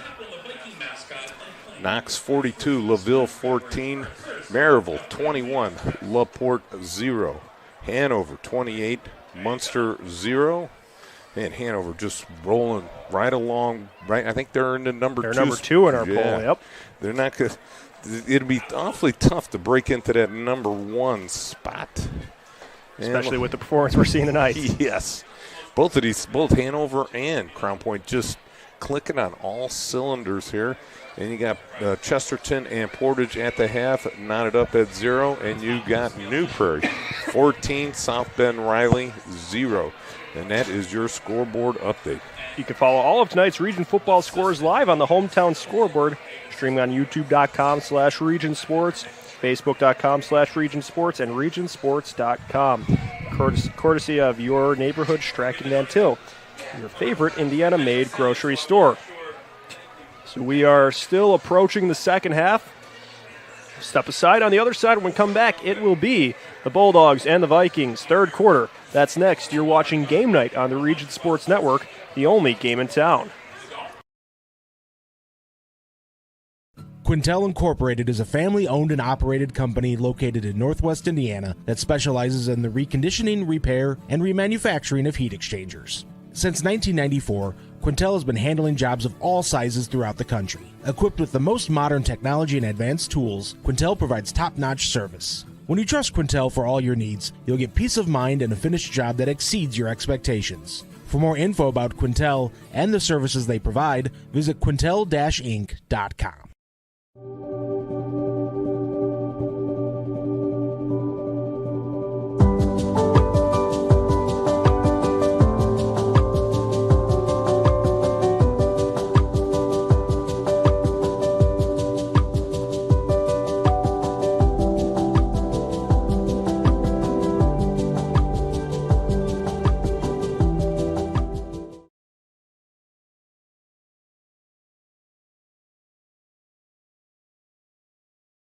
Yep. Have you checked out Centier Bank's student checking account? This no-fee checking account is perfect for students and teens ages 14 to 24 and comes with all the features you need to succeed, such as a debit card, digital banking, and automatic deposit. Centier Bank can help you start establishing good spending habits today for your better tomorrow. For more information, visit Centier.com/student-checking or visit your local branch. If you are under the age of 18, your parent or guardian must also sign on the Centier student checking account. At the age of 25, your account will automatically convert to the Centier checking account. You must deposit $25 to open this account. This account is not eligible for overdraft advantage. Member FDIC.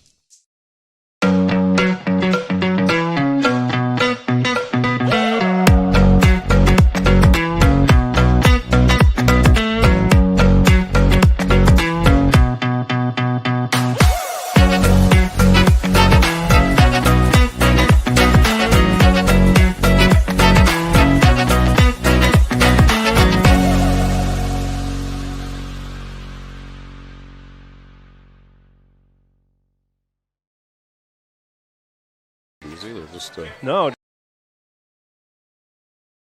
For over 100 years, Burns Funeral Home and Crematory has been assisting families in their time of need.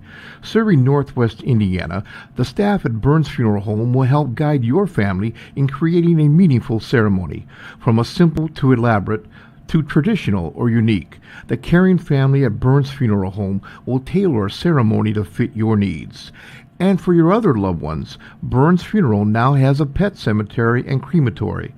Visit burnsfuneral.com or give them a call at 219-942-1117. Four Seasons Mechanical proudly serves Northwest Indiana, providing quality, reasonably priced, reliable service. With a quality and comfort guarantee, the professionals at Four Seasons Mechanical offer a wide range of services in heating, ventilation, and air conditioning. Whether it's residential or commercial, Four Seasons Mechanical is there 24/7. To find out more, the website is fourseasonsmechanical.com or give them a call at 219-756-7020. Four Seasons Mechanical, your indoor air quality specialist. Back here at Valparaiso for this homecoming matchup between the Vikings and the Crown Point Bulldogs, the visitors are ahead 35-0 here. Leo Stodder, Jay Simmons with you as we are approaching the second half kickoff. The Vikings won the coin toss back at the start of this game and deferred, so they will receive here and will need to get points here on their first possession to try to make something out of this game and try to slow down the machine that has been the Crown Point offense. I like how you put that. The machine, yes. Been averaging 46 points a game, only given up 12, have given up 0 in this game, so they are clicking. I mean, you know, last week they won 58-20. Now, when did Portage score those 20 points? Could it have been, you know, in the second, third, and fourth quarter? But again, if I'm Valpo, I'm coming out guns a-blazing. I'm coming out like it's 0-0 and playing the starters at least until the end of this quarter. Again, getting ready for next week. This is the core I'm going to show tomorrow. Say, hey, this is what we did good. This is what we didn't do. You're just running into such a good team right here. It's tough to. It's a tough pill to swallow, but yet. Take it one possession at a time. Yes, well said. So it is a Quintel kickoff. This kickoff and all kickoffs are presented by Quintel Incorporated, handling jobs of all sizes throughout the country since 1994. Bulldogs in the red helmets, white jerseys, white pants will be kicking from right to left across your screen of the Vikings. Green throughout the uniform, helmet, pants, and jerseys. Brewer runs into his kick, puts it kind of a line drive, skips inside the 10 and goes through the end zone. So another touch. See a little yellow hanky on the ground there. Actually went out of bounds. So that will be a penalty on the Vikings. That will move things up a little bit. Or on the Bulldogs, that will move things a bit. So the Vikings will start with some solid field position at their own 25. They start at the 35. Oh, 35. There we go. 15-yard penalty. So they mark it from the 20 and move it up to the 35. So that will help the Vikings out here. And again, talking about taking things one possession at a time, we'll see now you can build off this. You get favorable field possession and want to just try to march downfield. So 2 receivers to the right. Hosek throws to the right. He connects with McKenzie. McKenzie falling forward as he reels it in. Is wrapped up, brought down, and then there's a flag thrown after the contact. So we will get things sorted out, but it looked like a helmet-to-helmet contact right there, or somebody lowered the shoulder right into McKenzie's helmet. As it stands right now, Austin McKenzie with a positive play on first down. Yeah, McKenzie, 26 catches, 256 yards, 3 touchdowns. He leads all the receivers in catches. So move things forward for 4 seasons first down. And the Vikings will take over in Bulldog territory. Yeah, just looked like a little late hit right there as the whistle was being blown. So make it 1st and 10 for the Vikings from the Crown Point 41. Hosek has 2 receivers to his left. He motions a tight end from right to left as well. He will hand it off to Berta, who charges to the line of scrimmage. Berta keeps the legs moving, falling forward, and picks up a whole bunch of yards. Be close to the sticks. Did he get it? Be just short. Yep. 2nd and about a yard. Yeah, nice job right there by Berta. Put his head down, even made Gibbs back up as Berta lowered his head right into the Gibbs' chest, and boom, big gain. Hosek will hand it off to Berta again. Berta, though, stonewalled by Zimborski, who met him at the line, and he was not able to pick up anything more than that. It'll be 3rd and short. Yep, very short. Looks like they scooted that up about a half a yard, so it's going to be 3rd and less than 1. So we'll see if the Vikings can convert here. That's one thing that I don't like about the shotgun offense. You got to snap it back 5 yards to get 1 yard. Yeah. And they're in the gun again here. They will hand it off to Berta, like you mentioned, and it gives a bit of a running start for the Bulldogs, who get to him in the backfield. Yeah, it looks like that was number 54, Amir Plowden, right there, breaking into the backfield and causing some disruption. It's going to be 4th down and 2. So it's a loss of about a yard there, and it looks like the Vikings will keep the offense on the field. They're at the 33-yard line of Crown Point, so you want to try to convert here and continue moving forward. They were helped by a long penalty. 2 receivers to the left, 1 to the right.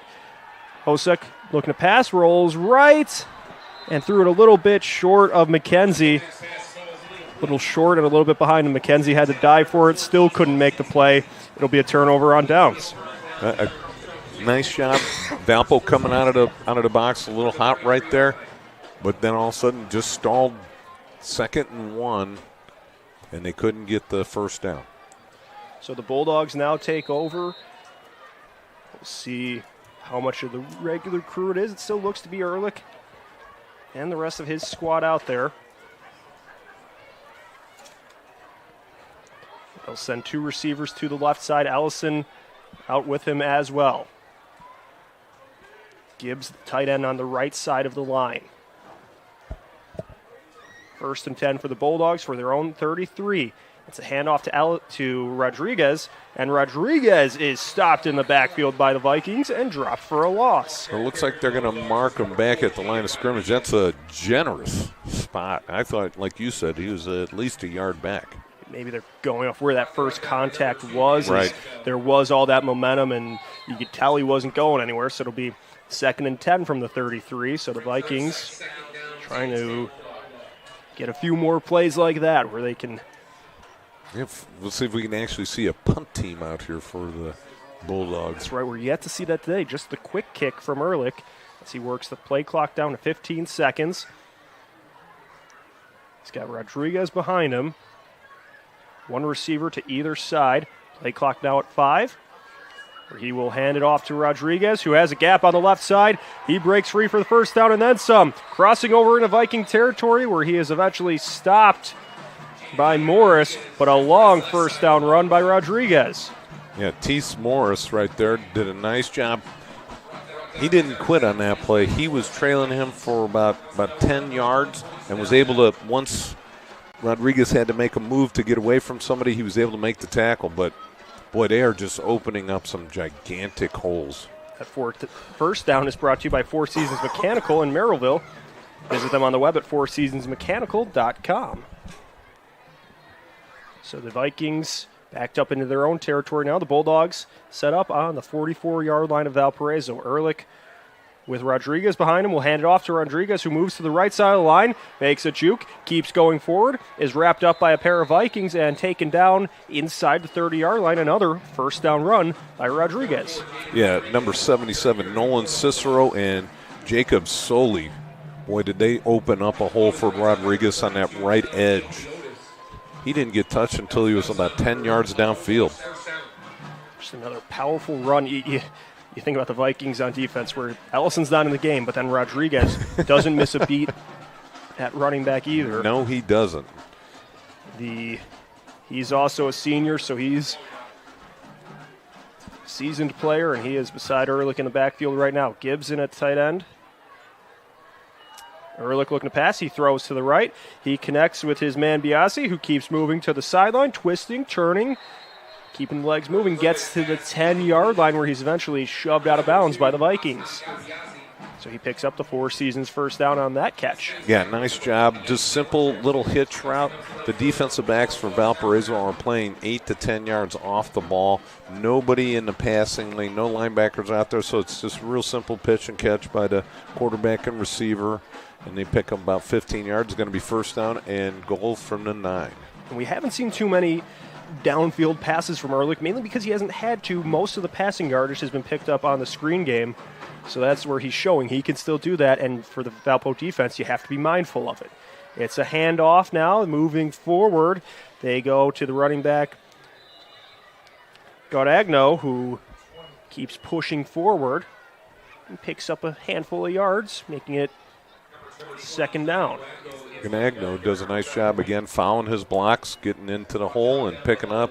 It looks like only about 2 or 3 yards. Yeah, about 2 yards. So Tommy Gaudagno, the senior, getting a positive play there, making it 2nd and 7 from the 7. 2nd and goal from the 7. So the Bulldogs approaching pay dirt yet again. Gaudagno behind Ehrlich in the gun. It will be a handoff to the right side of the line. He covers the ball, keeps moving forward, pushing towards the end zone, will be a little bit short. Yeah, Gaudagno on the season up before this game, 24 carries, 99 yards, 3 touchdowns. But Gaudagno, he gets in that hole, you can't see him. Standing at 5'8", 165 pounds, so a little bit of a different look, makeup than you've seen from Allison or even Garcia, who are more taller power backs. Bulldogs run back up to the line. 3rd and goal to go from the 2-yard line. They break the huddle. They'll split 2 receivers out to the left side. Solely in at tight end on the right side. Ehrlich with Gaudagno behind him. He will hand it off, and he will boogie his way on into the end zone. He lost the ball, but it will still be a score for the Bulldogs. Yeah, it looked like he was about 2 steps into the end zone, and the ball came squirting out. So that'll make it 41-0. Crown Point with a little over 4.5 minutes remaining, awaiting the extra point from Brewer. So that is the 3rd different running back from Crown Point to find pay dirt this evening. Yes, it is. So now it looks like the Bulldogs are going to go for 2. Yep, good something to work on right here. They have 2 running backs in the backfield with Ehrlich. The play clock down to 10. 1 receiver to either side. So the snap to Ehrlich. He will just take a knee.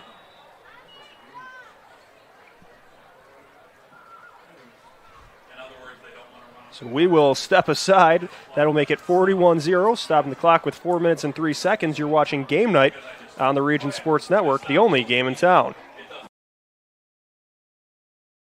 Earn while you learn from the best hands in the business. The Bricklayers Allied Craftworkers for Indiana, Kentucky Apprenticeship. That's right, this is a paid apprenticeship. I'm getting an education while learning a trade and getting paid for it. The thing that surprised me the most about this apprenticeship program is the respect I have received after the proper time and training. Classes start soon, so apply now. There are training centers throughout Indiana and Kentucky. We are the Bricklayers and Allied Craft Workers for Indiana Kentucky Apprenticeship, the best hands in the business. Flip the switch, a light turns on. Press the button, machines and instruments come to life. Touch the screen, communicate with the world. Simple tasks, guaranteed results, every second of every day. That's the power of power. And that's the power brought to you by the NECA contractors and electrical workers of Local 531.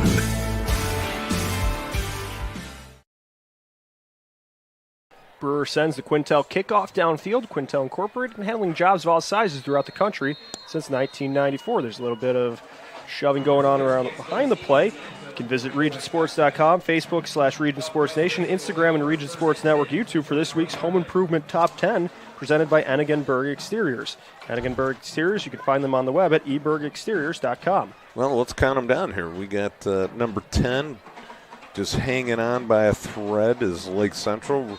Number 9, River Forest. 8, Andrean. 7, Hobart. 6, Wheeler. 5, Griffith Panthers. Not that I'm in favor of it. All right.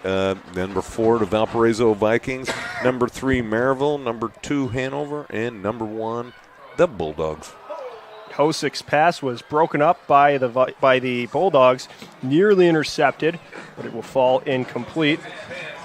We saw Rowan Treasurer get in the mix to break that pass up, and it spiraled down, and looks like most of the second-string defense in for the Bulldogs at this point. I'm just going to have to throw away that play script you got there. So now Hosick in the gun with 2 receivers to his left, 1 to his right. He throws to the left, connects with McKenzie. McKenzie walking the tightrope along the sideline where he is tripped up. A little short. No, they're going to give him the first He down. got the first down. So you'll pick up the Four Seasons Mechanical first down. Move the chains. Yes, they do. So, as you're looking at that Ennigenberg. All right, there we go. So you got let's look at some of the scores that we had from halftime. You got Lake Central losing to Michigan City. They'll probably drop out. You got River Forest knotted up at 10 with Boone Grove. That's going to be a big telltale sign for one. Boone Grove might move in, River Forest might move out, or see how that game goes. Andrean easily handling Highland. And then Hobart was winning 14-7, and number 7 spot, Wheeler all over West Side. So Hosick's looking to pass downfield, floats the ball down towards McKenzie, just a beat ahead of him. Boy, he falls incomplete. He had the DB beat by a good 3 steps right there. Nice throw. Just cannot. Valparaiso has not been able to connect on the few deep passes they have thrown. Right, we saw them try that flea flicker. That could have really changed the momentum. I think it was only 21-0 at that point.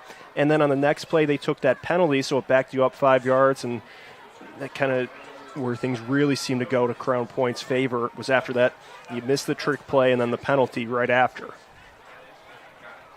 We'll get back to the top 10 here in a second. 3rd and 6 for the Vikings. They will hand it off to Berta, and he will rumble forward, getting through the line, but still stopped short of the first down. It'll be 4th and about 2 yards. Yeah, it looks like the Vikings are going to go for it. Again, the hatred of the shotgun and 3rd and 4th and short situations right here. So, Bulldogs trying to get the stop on 4th down. Vikings trying to continue moving. Just under 40 seconds to go in the 3rd quarter. Hosick looking to pass. He throws it high to McKenzie, who makes the catch, keeps rumbling forward, gets the first down, and then a few more yards.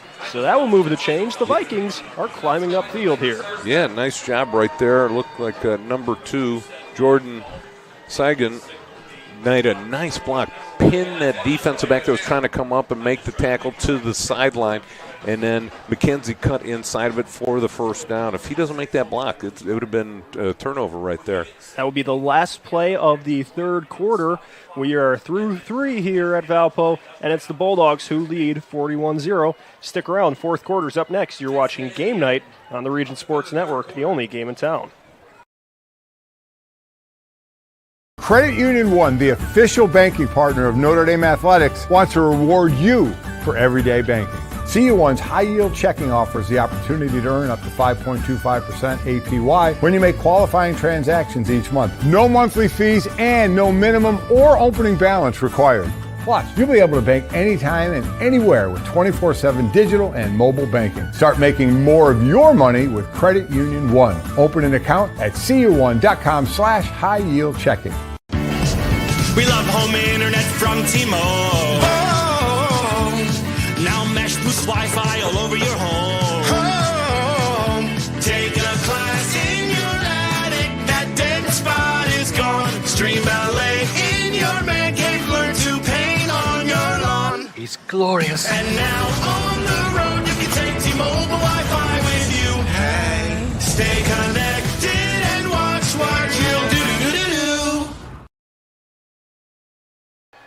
Fourth quarter about to get underway here. Valparaiso trailing big, trying to end their game on a high note as Hosick drops back to pass on 1st and 10, fires downfield into coverage. He was trying to connect with his man in double coverage. That was Gagan, but he could not, or he was looking for McKenzie. Yep, but double he was covered. Blanketed by a pair of Bulldogs. And we just got the word the White Sox have set a new record. The 121st loss in the season. Yep, they suffered a 4-1 loss at the hand of the Detroit Tigers to, they will now be a, can't talk about the history of the game without mentioning the 2024 White Sox. Good, bad, and different. They are in the history books as it's a screen pass right to McKenzie. He runs into one of his own blockers, is wrapped up and brought down, but some positive yardage on first down for Austin McKenzie. And as the Hawk Harrelson would used to say, put it on the board, yes. That is right. It's been quite the summer for the White Sox. And our fans. Oh, yeah. All right, so let's get back to that. And then again, Berg, top 10, I'm going to have to say, Griffith may move up into the 3 or 4 spot. I think you leave Valpo and Maryville right there. They each have a loss to the Bulldogs. Leave them there. And then they play each other next week. Hosick drops back to pass, throws it to his left, hits McKenzie again. So Austin McKenzie, busy on this drive, picks up the next Four Seasons Mechanical first down. Boy, and he took a shot right there over the middle. Once he was getting tackled, somebody came in and cleaned him up. So you leave Valpo and Maryville, and then I think is there with a path that game, for Griffith to move up? Well, there's a path the following week. I think when Valpo and Maryville play each other, one of those, whoever loses that game gets dropped, and then And Griffith can leapfrog up. Yeah, and leapfrog into the either 3 or 4 spot. Hosick lofts this one downfield, and there will be a flag on the play as Seigan was wrapped up and brought down before the ball got to him. Yes, he was. Seigan got tackled before the ball got there. So great call by the official right there on the spot. You look at Valpo, too. Their other loss this season being the Penn, who's a solid program in 6A. So you lose to Crown Point and Penn. Those are two teams that will probably be meeting at some point in the playoffs this season after that thriller last year. So you still have to think this is one of the top teams in 5A. Yes, definitely. And, sort of emailing back and forth with Coach Buzia, and he's like going, we played the number 1 team in 5A, a couple of weeks apart, and it's like, man, is there that big of a difference between 5A and 6A? There must be. We saw last year the Vikings were very close with the Bulldogs as Hosick was looking to pass. He hits his man Seigan, who is stopped just short, and he loses the they're ball. calling him down. He was down inside the 5. Good call by the official. Looked like the ball came loose after his knee hit the ground. So picks up a first down, Four Seasons first down for the Vikings. I mentioned last year's game, the Vikings were leading at the half, up 7-0. And then Allison had 3 second-half touchdowns. The Bulldogs missed 2 PATs, so it was a 19-14 win for Crown Point. That one was at Crown Point. This year, a bit of a different story. And they will go with the play action. Pass it to Stokes on the left side. Stokes pushes towards the end zone. Oh, they're going to mark him down just short. So he is. It will be short by a whisker. Barely second and goal. All right, here we go again. I'm going to complain about it. It's like a broken record, right? Maybe we'll see something different here. No, they will still be in the pistol with Berta behind Hosek. 3 receivers to the right side. The handoff to Berta, who plunges into the end zone, and the Vikings are on the board. There we go. And Berta with his 7th touchdown on the season. There we go. Viking crowd excited. Plenty of fans sticking around into the fourth quarter here. You like to see the spirit here. Plenty of fans wearing green still in here with 7 minutes to go. It's now 41-6, awaiting the extra point from Trevor Faulkner. He uses the right foot, boots it up, and through the uprights, 41-7. Here in the fourth quarter, the Bulldogs lead. And we will be back with the kickoff. Stick around. You're watching Game Night on the Region Sports Network, the only game in town. Blythe's Team Sports in Valparaiso is a leader in athletics apparel and equipment sales. With in-house production including screen printing, trophies, embroidery, and more, Blythe's can help you to create the perfect look. For more information, visit them online at teamblythes.com. Blythe's Team Sports in Valparaiso, where the athletes shop.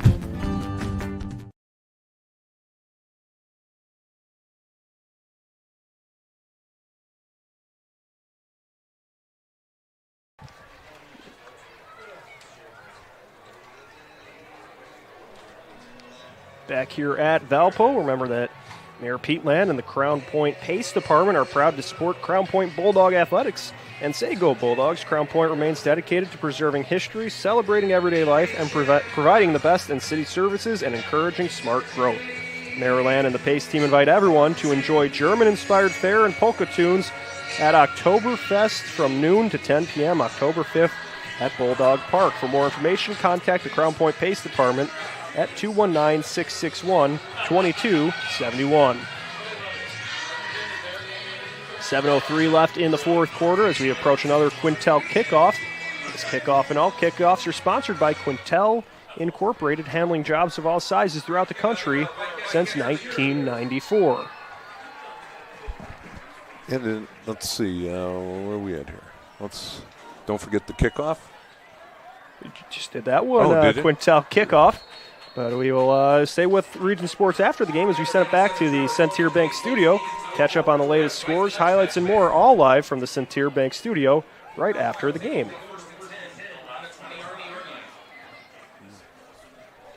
As the Bulldogs take back over, you can check out the IBEW Local 697 electrifying plays from this week's football action.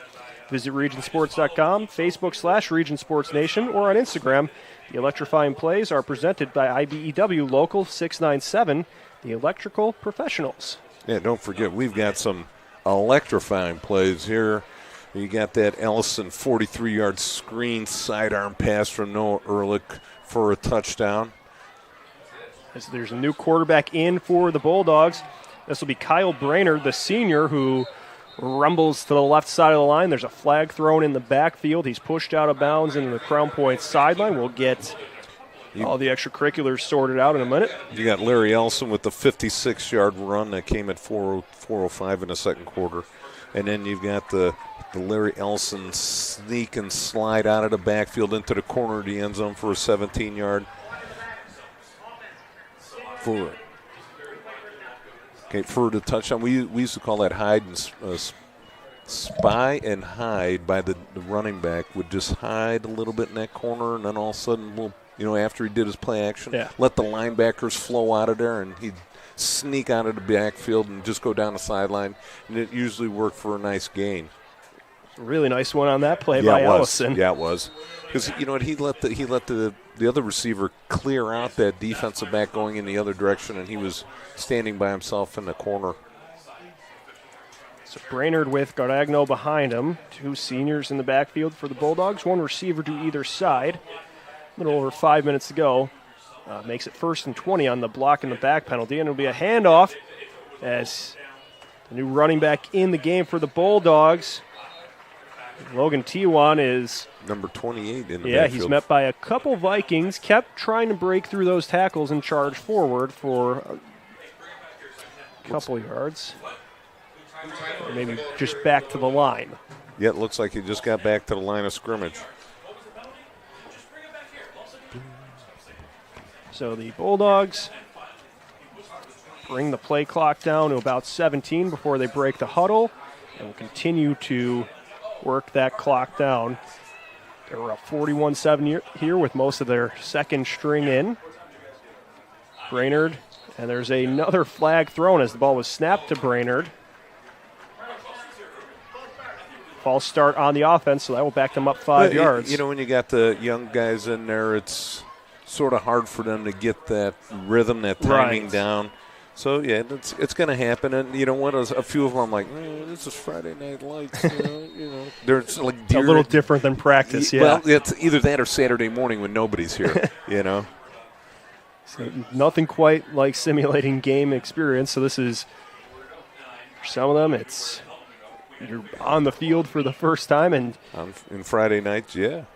Getting a feel for it. So it is now 2nd and very long, 25 yards to go. They are on their own, on their own 5-yard line, and it's a handoff. He plunges forward. Gardagno picks up a couple, but still a ways to go for 3rd and long. Yeah, Braden Shute, the sophomore, picks up the yardage there. Yeah, nice job by all those groups of offensive linemen for the Bulldogs. Boy, they have really dominated this game. 3 minutes to go here. Bulldogs again moving some personnel in and out as they get to the line. Brainerd in the gun. 2 receivers to either side. Tries the hard count. 2 minutes, 45 seconds to go as the play clock hits 0, and the Bulldogs will take the delay of game. We will continue to talk about the hardware for this game. The Crowell Company's Lantern Man Superhero of the Game. At the conclusion of tonight's game, we'll name the Crowell Company's Lantern Man Superhero of the Game. Crowell Companies have offices open from 9 to 7 o'clock Monday through Friday, and Saturdays till 2 o'clock in Highland, Maryville, and Michigan City. And we're going to, after further big discussion, we're going to go with Larry Allison, running back for the Bulldogs. 4 TDs, over 100 yards rushing. You know, you look at his 4 TDs, you got the simple one of, you know, a 2-yard run. But then you've got the 43-yard screen catch. You got the 56-yard run. And then the 17-yard wheel route on the pass from Ehrlich. Yeah, we'll get to mention Ehrlich's name in there. He's not the player of the game today. Get out of here, Ehrlich. You get it enough. But so we're going to give it to Larry Allison. But 4 touchdowns, you know, phenomenal game for Larry Allison. So that'll be 4th down as we get to talk about the Boilermakers Local 374 Blue Collar Player of the Game. Brought to you by Boilermakers Local 374. Earn while you learn with Boilermakers Local 374. You know, these guys are the unsung heroes. For, you know, you talk about Allison, you talk about Rodriguez, you talk about Guinegno, but without these guys, those guys ain't doing nothing. And it's the offensive line. You got Austin Rivera, you got Tony Brooks, Anthony Atwater, Austin Redding, and then Nolan Cicero. And we'll throw in Jacob Soley and Trevor Gibbs from the tight end and the H-back position. Did a great job blocking. There was holes I could have ran through. All right, let's not get crazy. All right, but there were some holes that were huge. The running backs weren't get hit until like 4, 5, 6 yards downfield. So that goes to the discipline of that offensive line. Great job getting a big push up front and just doing their job. And, you know, every once in a while they need to be rewarded for it, and I think tonight's the night. certainly the offensive line, always the unsung hero, so it's great when we can give them some recognition. And they were really helped. I mean, 3 different running backs scored tonight, and that is largely in part to the guys up front. Yes, it is. So we keep moving through the hardware. It's time to name the play of the game, the Region Sports play of the game. Certainly a lot to pick from as this one goes final. Crown Point picks up the 41-7 win over Valparaiso with a road win for the Bulldogs. You know what? I'm going to have to. You hate to give the guy 2 awards in one night, but part of that award is going to go to Noah Ehrlich for the Mahomes sidearm. We'll call it the Mahomes sidearm pass, right? So we're going to go with Noah Ehrlich sidearm, Noah Ehrlich sidearm pass right there to Larry Allison, 43-yard screen pass. Scampers untouched. Boom. He hits that secondary. Man, he is like a cannon. Yeah. Shot out of a cannon right there, and he goes for the score. I mean, there were some other plays where he did a nice job, but I think that one exemplifies how well the offensive line did, as well as all the guys around Larry Ellison doing blocks downfield, and Noah Ehrlich with the Mahomes pass. And so that's going to be the play of the game. One of those plays where a lot of different players had to execute in order to make it happen there, and we certainly saw that. So the Bulldogs pick up a big road win, 41-7 over the Vikings here on homecoming for Valparaiso. Big thank you to everyone involved with this evening's broadcast, to our management team of Chris Ramirez, Rich Castillo, Zach Miller, Justin Cole, and Mike Dewan. Our sports director doing an excellent job. To my broadcast partner, Jay Simmons. To our producer, Zach Sinelli, for getting us on air and keeping us there. To Clint Klaus for doing a great job on camera, getting all the angles of those exciting plays. To the coaches from each time, Craig Vazia and Bill Marshall. Athletic directors Bill Derula and Stacy Adams. And to the viewers at Facebook.com/Region Sports, at YouTube.com/Region Sports, at RegionSports.com, and IHSAATV.org. This is Leo Stauder thanking you for watching this game as you were watching Game Night on the Region Sports Network, the only game